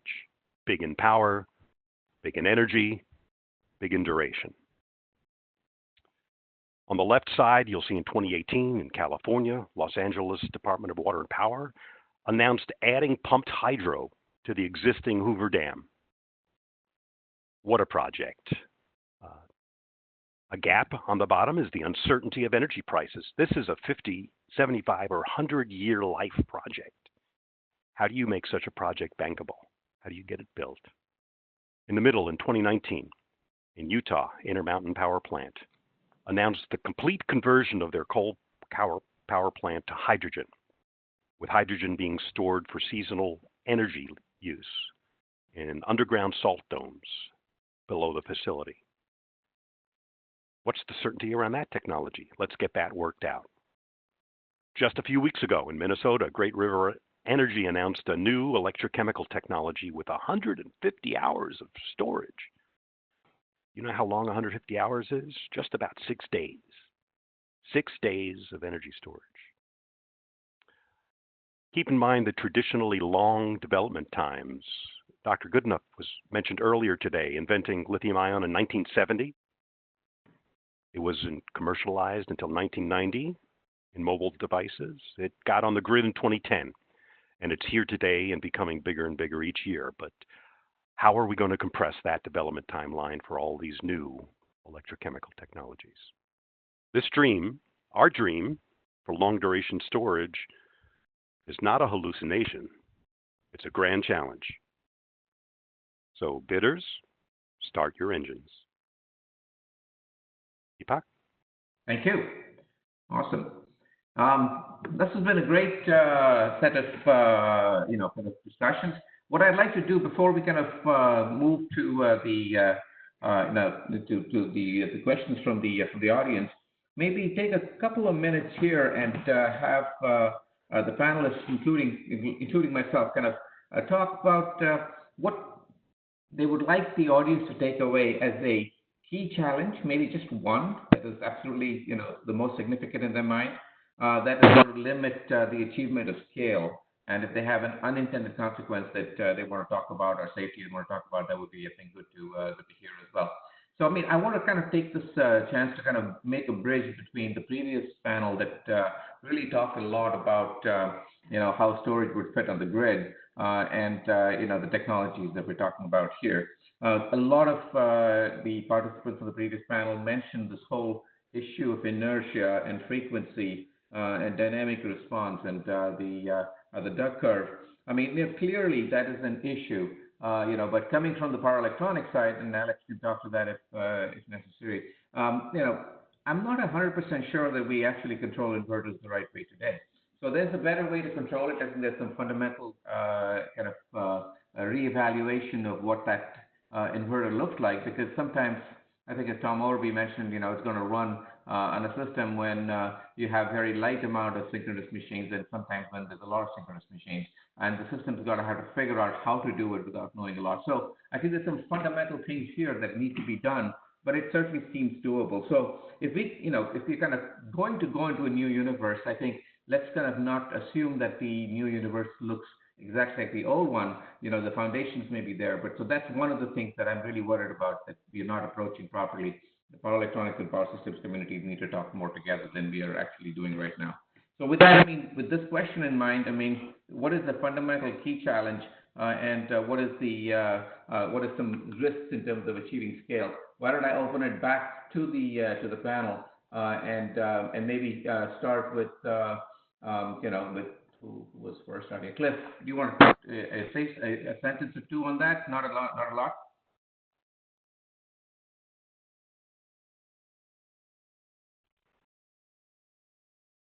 Sorry, Deepak, can you repeat? Was that directed to me? No, so I just said it's directed to the whole panel. I mean, everybody, if you want to just take a minute or have a few sentences that talks to what do you think is a major challenge that you have to overcome to reach scale, and is there an unintended consequence that you need to worry about?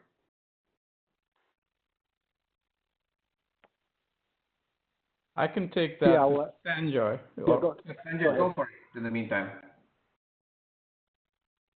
So if Cliff doesn't take it, I think the main challenge that we face is to drive the cost of storage down significantly so that storage can become competitive with, say, natural gas on a LCOE basis.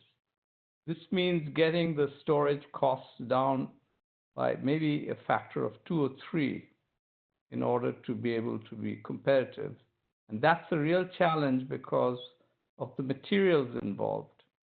So there has to be some fundamental advances at the materials level using materials for which we have already got a significant supply chain, because we're not going to develop a huge supply chain in the future, and being able to get the cost down.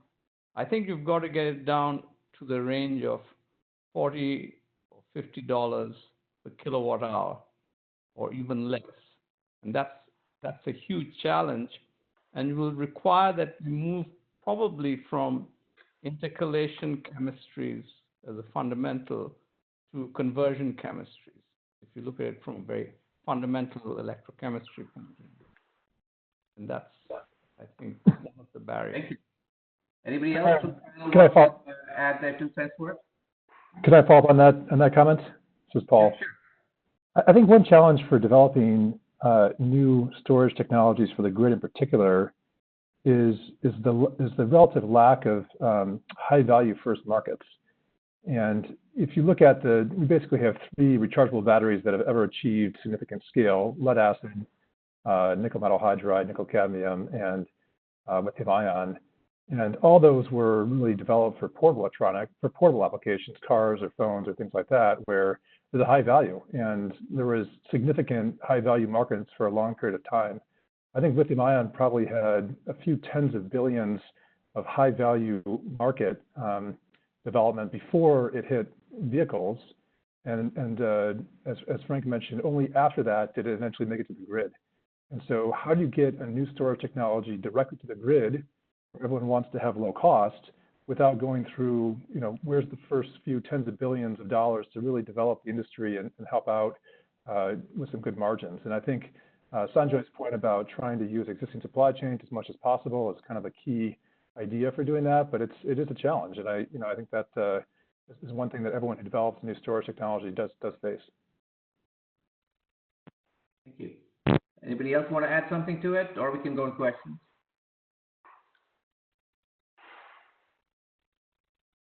All right, Meredith, I think we're going to transition to you and see if you can lead us through questions from the audience. Very good, very good. Thank you. So just to the audience, continue to submit your questions in the chat box and reference the speaker or the topic when you do. We're going to throw this one back out to the panelists. It seems we have a lot of energy storage types with different characteristics. What technology has the potential to meet 80% of them? Cliff, you want to take a stab at that one? I guess I can just address that. I'm not sure what they mean by the different needs, but one way to distinguish this is in terms of time scale. Certainly for shorter duration, we're talking, say, 4 to 6 hours, it does appear that lithium-ion or other battery types are well positioned to address that. I think a gap is in the larger duration storage. And so looking at pumped hydro or the thermal energy storage technologies that I discussed earlier could address perhaps these longer duration, we're talking days to even, people mentioned the need for seasonal. So that's one way to split up meeting those temporal needs. Okay, very good. Alex, this next question is for you. To what extent are end-of-life concerns captured in balance of system costs for batteries? Oh, thank you. Yeah, my understanding is the balance system cost I presented was more upfront cost to implement the grid-scale storage system. So it's not captured in that cost calculation, but I think it should. Particularly, there is a lot of concern on environmental issue about disposal of batteries, or various different kind of batteries. So I think my view on this is that we should include the environmental impact, particularly regarding the disposal of battery technology, and we should develop technology that's more sustainable and include that in the cost calculation. There is, of course, another pathway of calculating the actual sort of several pathways. The levelized cost of energy can be utilized to predict the life utilization of the technology, but we need to include the penalty that will be included in the end-of-life disposal of the technology. So I think that's a potential gap in the current discussion, but we need to include that. Okay, thank you. Cliff, this question is for you. What is the typical round-trip efficiency of those 3 thermal storage technologies? Thanks. I don't know if you can quick jump to slide 71, but to remind everyone, the 3 storage technologies were the sensible, latent, and thermochemical. It turns out for sensible, just storing energy as a temperature difference in a large insulated vessel can be very, very high round-trip efficiency. It's been measured, say 99% if you have a well-insulated device. Now that's taking the efficiency, meaning the thermal energy out, divided by the thermal energy in. Converting that to electricity requires a heat engine or some sort of a power cycle, and that's where you have your most losses when you're using thermal energy storage.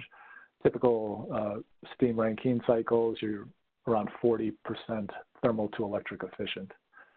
DOE is working on other cycles such as the supercritical carbon dioxide Brayton cycle that can be up to 50% efficient. With regard to the other ones, the latent and the thermochemical, similar, basically, as long as you don't lose heat, you can have a very high round trip efficiency in terms of the thermal energy storage. Getting that into electrical form, if it requires, for example, a fuel cell, if you've got hydrogen, I think the efficiency of that might be, I'm not sure exactly what that is, but something above maybe a typical turbine. So high round trip efficiencies in the storage. The biggest hit is converting it from thermal to electric, which can be, say, 40 to 60%. You might have a combined cycle. Okay, thank you. Paul, question for you. How can we think of monetizing long duration storage? Good question. I think the first answer for that is in similar ways as we think about monetizing, say, 8-hour or 10-hour systems today. And there's a variety of possibilities. Certain customers value backup power, and so there's a clear monetary stream there. If you can eventually replace, diesel gen sets, things like that. I think those are something on the order of $500 per kilowatt per year is how they're typically valued, something on that order. But that's one value stream, and you can easily imagine. I think hospitals, for example, might have a 72-hour backup requirement. So if you want to play in that market, you might need to have that kind of duration. And other things too, for example, capacity payment. And I'm not up to date with the latest on this, but there's a variety of rules that are being worked on what duration your energy storage system would need to have in order to receive a capacity payment. And so obviously a longer storage duration, if you have tens of hours, it might really be well beyond what would be required, and therefore you could have a clear basis to receive a capacity payment. Similar for T&D deferral, having a 2-hour storage system would provide some ability to do transmission and distribution deferral, but having something that lasted a few tens of hours would kind of put you in a different category in terms of really providing very firm T&D deferral. So those are a couple specific examples. Great, thank you. Cliff, this next question is for you. Is there any threshold regarding the scale in terms of storage capacity below which thermochemical energy storage may not be techno-economically viable? Thanks. I think that right now, thermochemical storage, it's a challenge in general economically. I think one of the challenges I mentioned before was potentially high costs of the materials. So I think a lot of the research is trying to get the thermochemical storage technology to a point that can be competitive with other methods. And then taking it to the next level of the question, which is, well, then what scale can that be done at? And that will depend on the process, the size of the reactor. Typically, there might be economies of scale to go bigger, but then you might be limited in terms of your process and capability, which might drive you to smaller reaction chambers. So it's a good question, but right now I think techno-economically it's researchers are trying to address that in general. Okay, thank you. Frank, this next one is for you. You identified performance guarantees and warranties as requirements for new tech before an EPC will get involved. How can the Department of Energy support new tough tech to offer both guarantees and warranties?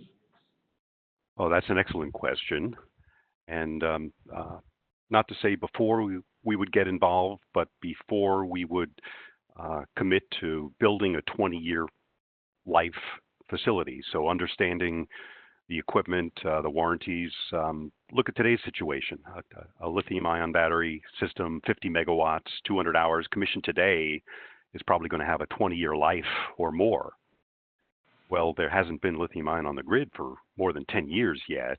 And the cells we're using today were only manufactured for the first time last year. And so this understanding of how technology involves and how to build into that balance of system EPC cost that was talked about, so that we don't make the technologies unviable from an economic standpoint. So accelerated testing, understanding the mechanisms, modeling and simulation, as well as perhaps even some guarantees. Very good. Cliff, this question is for you. For thermal energy storage, what is the potential for pre-cooling homes and business facilities? Yeah, it's a good question. A lot of the things I talked about were geared towards electricity production, but certainly using thermal storage or even cold storage for pre-cooling or even heating homes is a possibility. And that's one of the advantages of thermal storage, is that depending on the temperature range, you can certainly use that energy for everything from higher temperature applications of electricity production to lower temperature applications of cooling or heating your homes for space heating. So it's definitely doable. There could be multi-use applications with thermal storage.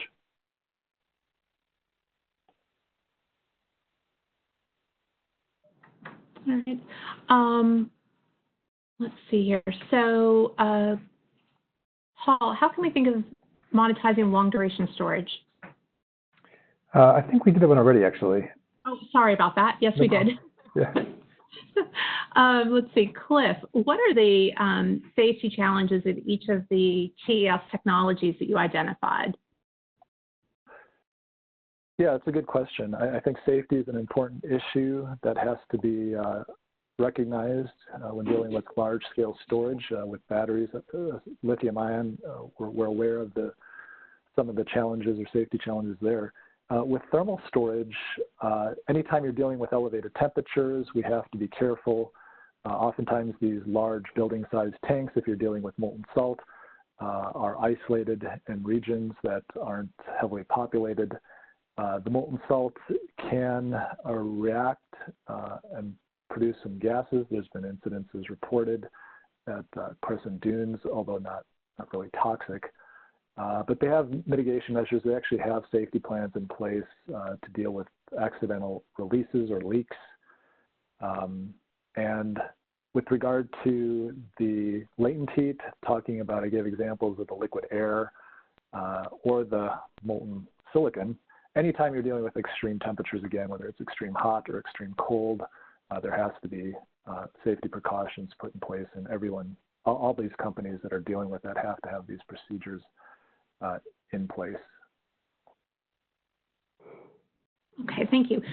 Paul, a question for you. Can geothermal generation be considered as a long duration storage technology?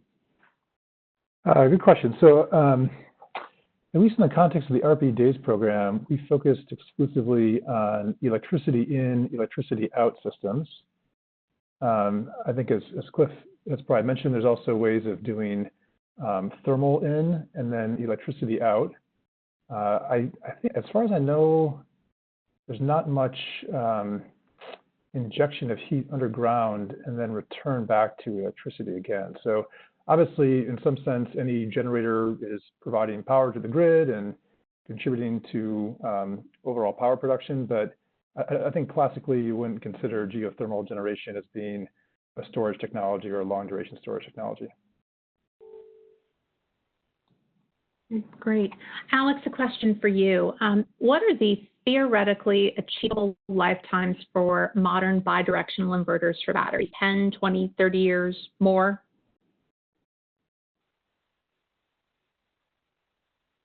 Hi. I don't think there is a theoretical lifetime. Lifetime can be a design target for a particular lifetime.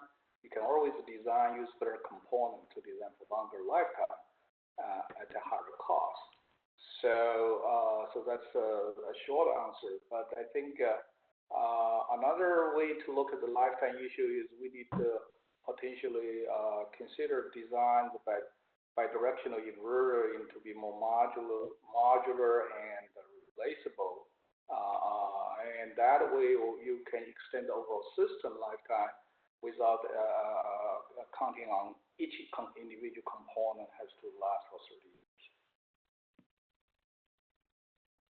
Okay, great. Sanjay, this question is for you. It appears that lithium-ion batteries with lower cost and modularity have a leg up over other technologies. What conditions and scenarios might change that? Well, lithium-ion has particular applications where the lightness of the batteries help, which is EV. But in certain other stationary applications currently, lead acid is widely used as well. So I think the developments in lithium-ion will drive towards, more solid-state electrolytes, which would improve safety, which is one of the considerations in deploying them widely in buildings and things like that, particularly in places like New York. There is also a move towards trying to improve energy density using perhaps silicon anodes. And third, trying to reduce the cobalt, which is a bit of a supply chain issue in the cathodes. So the developments are always moving in lithium-ion, trying to secure the supply chain, because one of the issues that face lithium-ion today, particularly in the US, is much of the manufacturing and the supply chain is in Asia. Large manufacturers are Panasonic, LG Chem, perhaps BYD, Cattle. So there are significant issues to securing that and some issues related to safety. Plus, because of the high cost of the materials, there's an asymptote to the costs with regard to the materials, which perhaps will not be able to drive it down to the cost of really large-scale, low-cost storage. So alternatives would have to be found which use lower-cost materials. Currently, there are alternatives. I think advanced lead acid is being looked at. Sodium-ion batteries are being looked at. Zinc-manganese batteries are being looked at. And these are all part of DOE's Office of Electricity program currently, I think. Thank you. Okay. Thank you. Paul, question for you. Can geothermal generation be considered as a long-duration storage technology? Sorry, I think we did that one already too. Oh, sorry about that. Cliff, the electricity-to-electricity cycle efficiency of the fuel-based systems at 50% or less are fairly low. Are there R&D prospects for improvement or expected improvement range? Yeah, that's a good question. I think the question was, is the thermal to electric efficiency is typically less than 50%, and that's correct. As I said earlier, the typical steam Rankine cycle that's in use today is typically up to maybe about 40 to 42% thermal to electric efficient. And DOE is hard at work looking at alternative cycles. And one in particular that's been studied heavily in recent years is this supercritical carbon dioxide Brayton cycle. They're hoping to get a single cycle efficiency of 50% thermal to electric, and that will require higher temperature inputs. And to get there, that's also driving the need for different materials, different heat transfer media, and concentrating solar power. Typically, it was the molten nitrate salts, which can only go up to 600 degrees C, and they have a large program, a next generation program, to look at different materials to get to those higher temperatures to enable those higher thermal to electric power cycle efficiencies. Okay. Just another reminder, we've got a few more minutes here for a couple more questions, so please do put those in the chat and let us know which speaker and topic you'd like us to address. Let's see here. Going through here. I will. Sorry, we're getting a bunch coming in all of a sudden here.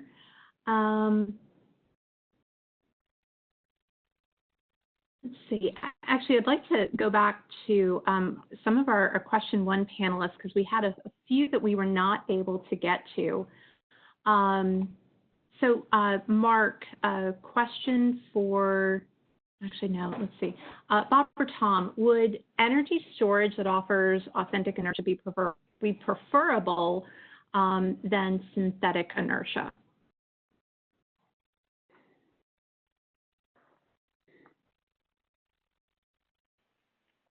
These like global for me again.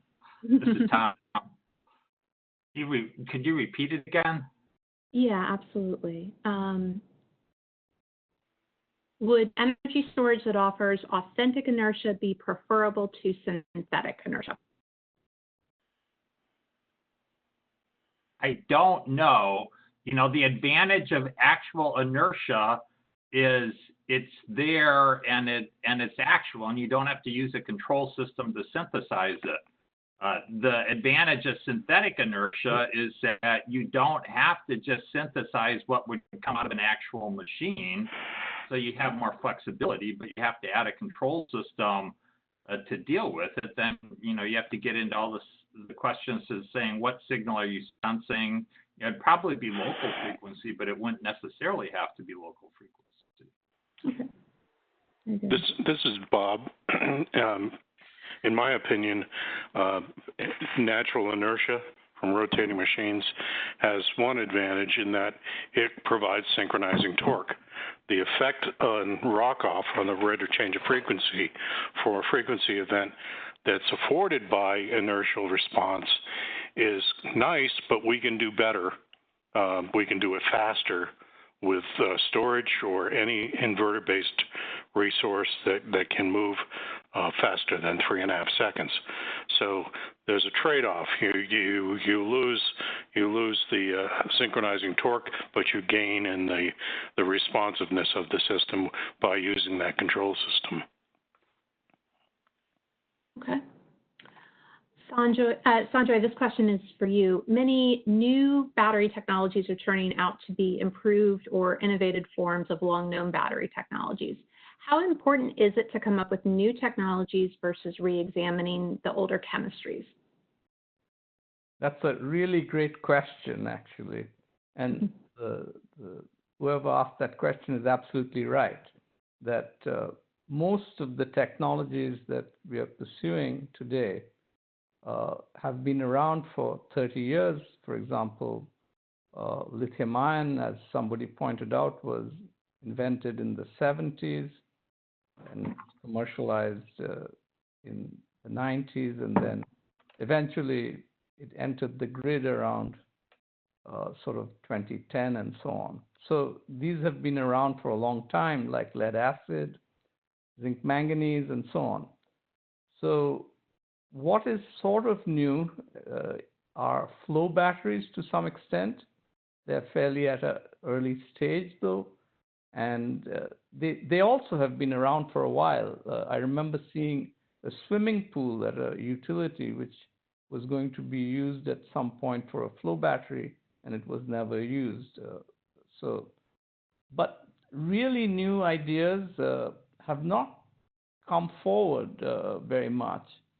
So how electrochemical energy storage would benefit, I think, is not clear, but it would possibly take 20 or 30 years to get a really new idea off the ground and into the market. I think that's one of the problems, and as I think was pointed out earlier, the early market opportunities needed to get some new technology to a viable state is really very difficult. So I can't think of anything that is radically new right now that's on the horizon, which hasn't been thought of in one form or the other, or is some form of, let's say, innovation on an existing sort of chemistry and technology. So I think that's the best I can do on that one. All right, thank you. This next question is for Alex and Deepak.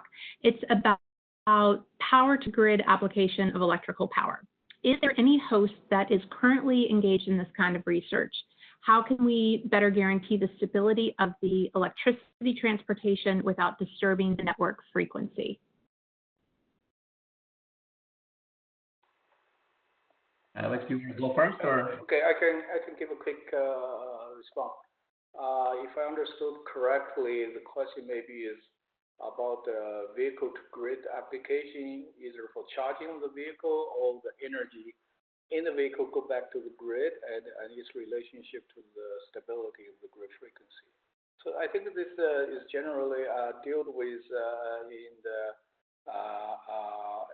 the control layer of any of this system. For example, we mentioned the discussion about synthetic inertia. So the V2G application could be designed with a similar capability to actually enhance the grid frequency. And from another issue related to the large power demand to charge a vehicle, actually, interestingly, one solution is actually use storage technology in combination with the charger. So the localized storage can provide the peak power needed to charge the vehicle quickly. So this is some of the control layer solution. You can solve this issue as well as use storage itself to address the power demand of large vehicle charging station. Deepak, you have anything to add? Let me just add a little bit. I think you addressed the vehicle-to-grid issue, quite well. I was a little confused by the question because he did talk about transportation of electricity, so I'm not sure whether it meant, kind of being able to direct energy on the network from point A to point B. There's certainly technologies that are now available for that, and certainly I think it links back to control of the inverters. I think maybe take this chance to kind of add a little bit to Tom's kind of response on the previous question on synthetic versus real inertia. I think we haven't been controlling the inverters reasonably well. And I think it's time to kind of sit back and take a fundamental look at what is it exactly the inverter needs to do to support the grid optimally. And that is, I think, a more fundamental question that maybe DOE should be addressing, rather than saying, hey, here's an inverter that we build and it's connected to the grid and we see all these problems that are emerging. So I think that fundamental question is what needs to be done. And I think overall, the power electronics piece that Alex talked about really adds to controllability, whether it's vehicle to grid or grid to vehicle, or just transporting energy from point A to point B, or supporting the grid under Rokoff conditions or anything else.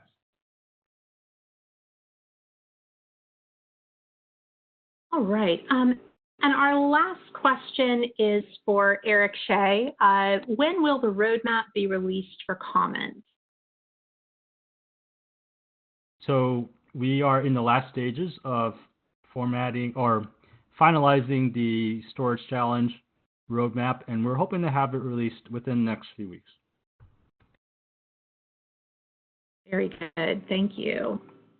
All right. Well, we are coming to the end of today's workshop, but we would like the opportunity to ask you all, our audience, some questions and get some feedback from you. In the chat box, we're going to post a link to a feedback form for you all. It's about both today's workshop as well as the Energy Storage Grand Challenge. Your comments and your thoughts are really important to the RTIC committee as the Department of Energy moves forward with the Energy Storage Grand Challenge roadmap. So the survey will remain open until May 29th when we conclude our regional workshop series. So follow the link that is in the chat. We will also include a link in the email you receive after the workshop today. So we really want to thank everyone for being here today, all of our keynote speakers, all of our panelists for your time and energy. We have one last speaker for you today, and Bryce, I just want to make sure that we've got Andy now. Can you hear me? I can. So I'm happy to introduce Andy McElroy. He's Associate Laboratory Director at Sandia National Laboratories. In his role, Andy provides leadership and management direction for Sandia's California Laboratory and the Energy and Earth Systems Center, which includes staff in New Mexico, Texas, and Alaska. In addition, he has primary responsibility for Sandia's energy and homeland security mission portfolio, as well as for California Weapons Systems Engineering. Andy, I'm going to turn it over to you for our closing remarks. Thank you. I'll try to be brief here since I'm sure that we're all suffering from a bit of video conference, teleconference fatigue over the last couple of months here. This has been an exciting workshop. I've had a chance to listen in for most of it, and I'm really delighted that DOE has identified energy storage as a potential topic for a grand challenge. It is certainly worthy of that. You know, as I'm from Sandia, I tend to start off thinking about things from a national security context. And I think, you know, it's painfully obvious to all of us right now that our ways of life are under an increasing number of threats, and these threats are evolving. The pandemic is probably the most obvious one to us because it's so in front of us right now. And you know, one of the interesting things is the multifaceted nature of that threat. It's not just a health threat, but it's also threatening our economy and having huge impacts in the energy sector. And you see this in the way it's changed the demand for electricity and the price of oil. You know, our electric system also faces a wide range of threats and has quite a range of vulnerabilities that we have to think about these days. These vulnerabilities range from aging infrastructure to cyber and physical attacks to severe weather events that we're increasingly facing. Just noticed in the headlines today the huge cyclone that is about to hit India, and we're facing these more often in the U.S. as well, these huge hurricanes and other sorts of severe weather events. We need additional resources and tools for electrical infrastructure in order to be secure and resilient against these. And energy storage is really a key component to this resilient energy future. It'll help us be resilient both for our industrial and residential needs, as well as our national defense needs. As we've heard about today, energy storage has advanced a lot in recent years, and lithium-ion batteries are a prime example of that. You know, we are using them widely in mobile electronics on a routine basis, and increasingly they're powering the rise of electric vehicles. And sitting here in California, you know, I literally almost can't walk outside without seeing a Tesla someplace around. The impacts are starting to get to be much more common there. And as noted today, I think, you know, the electrification of transportation is just beginning, and the impacts are going to be large on electric infrastructure, but also on energy storage. They're driving advances in energy storage to reduce range anxiety and increase the adaptation or adoption of batteries into the transportation sector. This focus on energy storage for transportation is important, but as we heard today, grid scale storage is different. It's complementary in some ways to the portable energy storage that a lot of the research has been focused on to date. We can use batteries in the grid, but we need to consider other technologies as were discussed today. Grid scale energy storage is becoming feasible, and that large scale deployment is going to be critical for us as we look at integrating renewables increasingly into the infrastructure. These renewables provide a lot of benefit, of course, for us, both around resiliency and around addressing climate change issues. In order to bring those renewables on, though, we have to have reliable, large-scale grid energy storage. This is what we need to enable this clean and resilient future.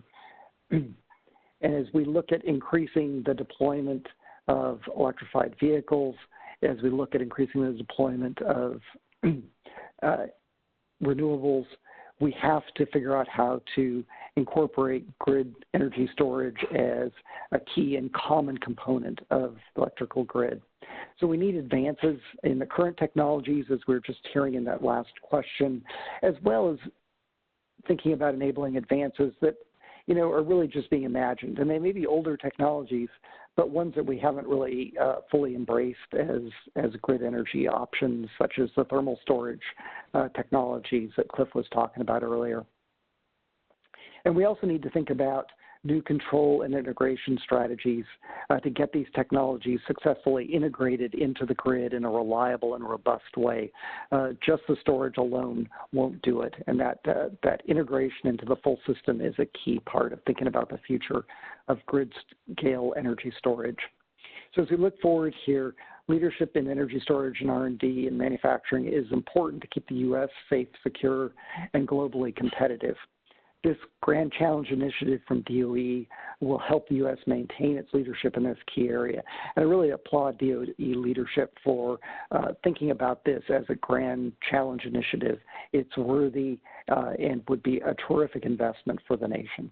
So thank you all. You're really providing terrific leadership in this area, and look forward to the advances that are going to occur over the next years in this area. Thanks. Thank you so much, Andy. Ladies and gentlemen, if you have not already done so and are still interested, we would love for you to register for our final 2 regional webinars. The dates for those webinars are on the screen, and we'll provide a link in our follow-up email. So thank you so much for your participation, all of your questions today. We look forward to having you join us again. Have a wonderful day.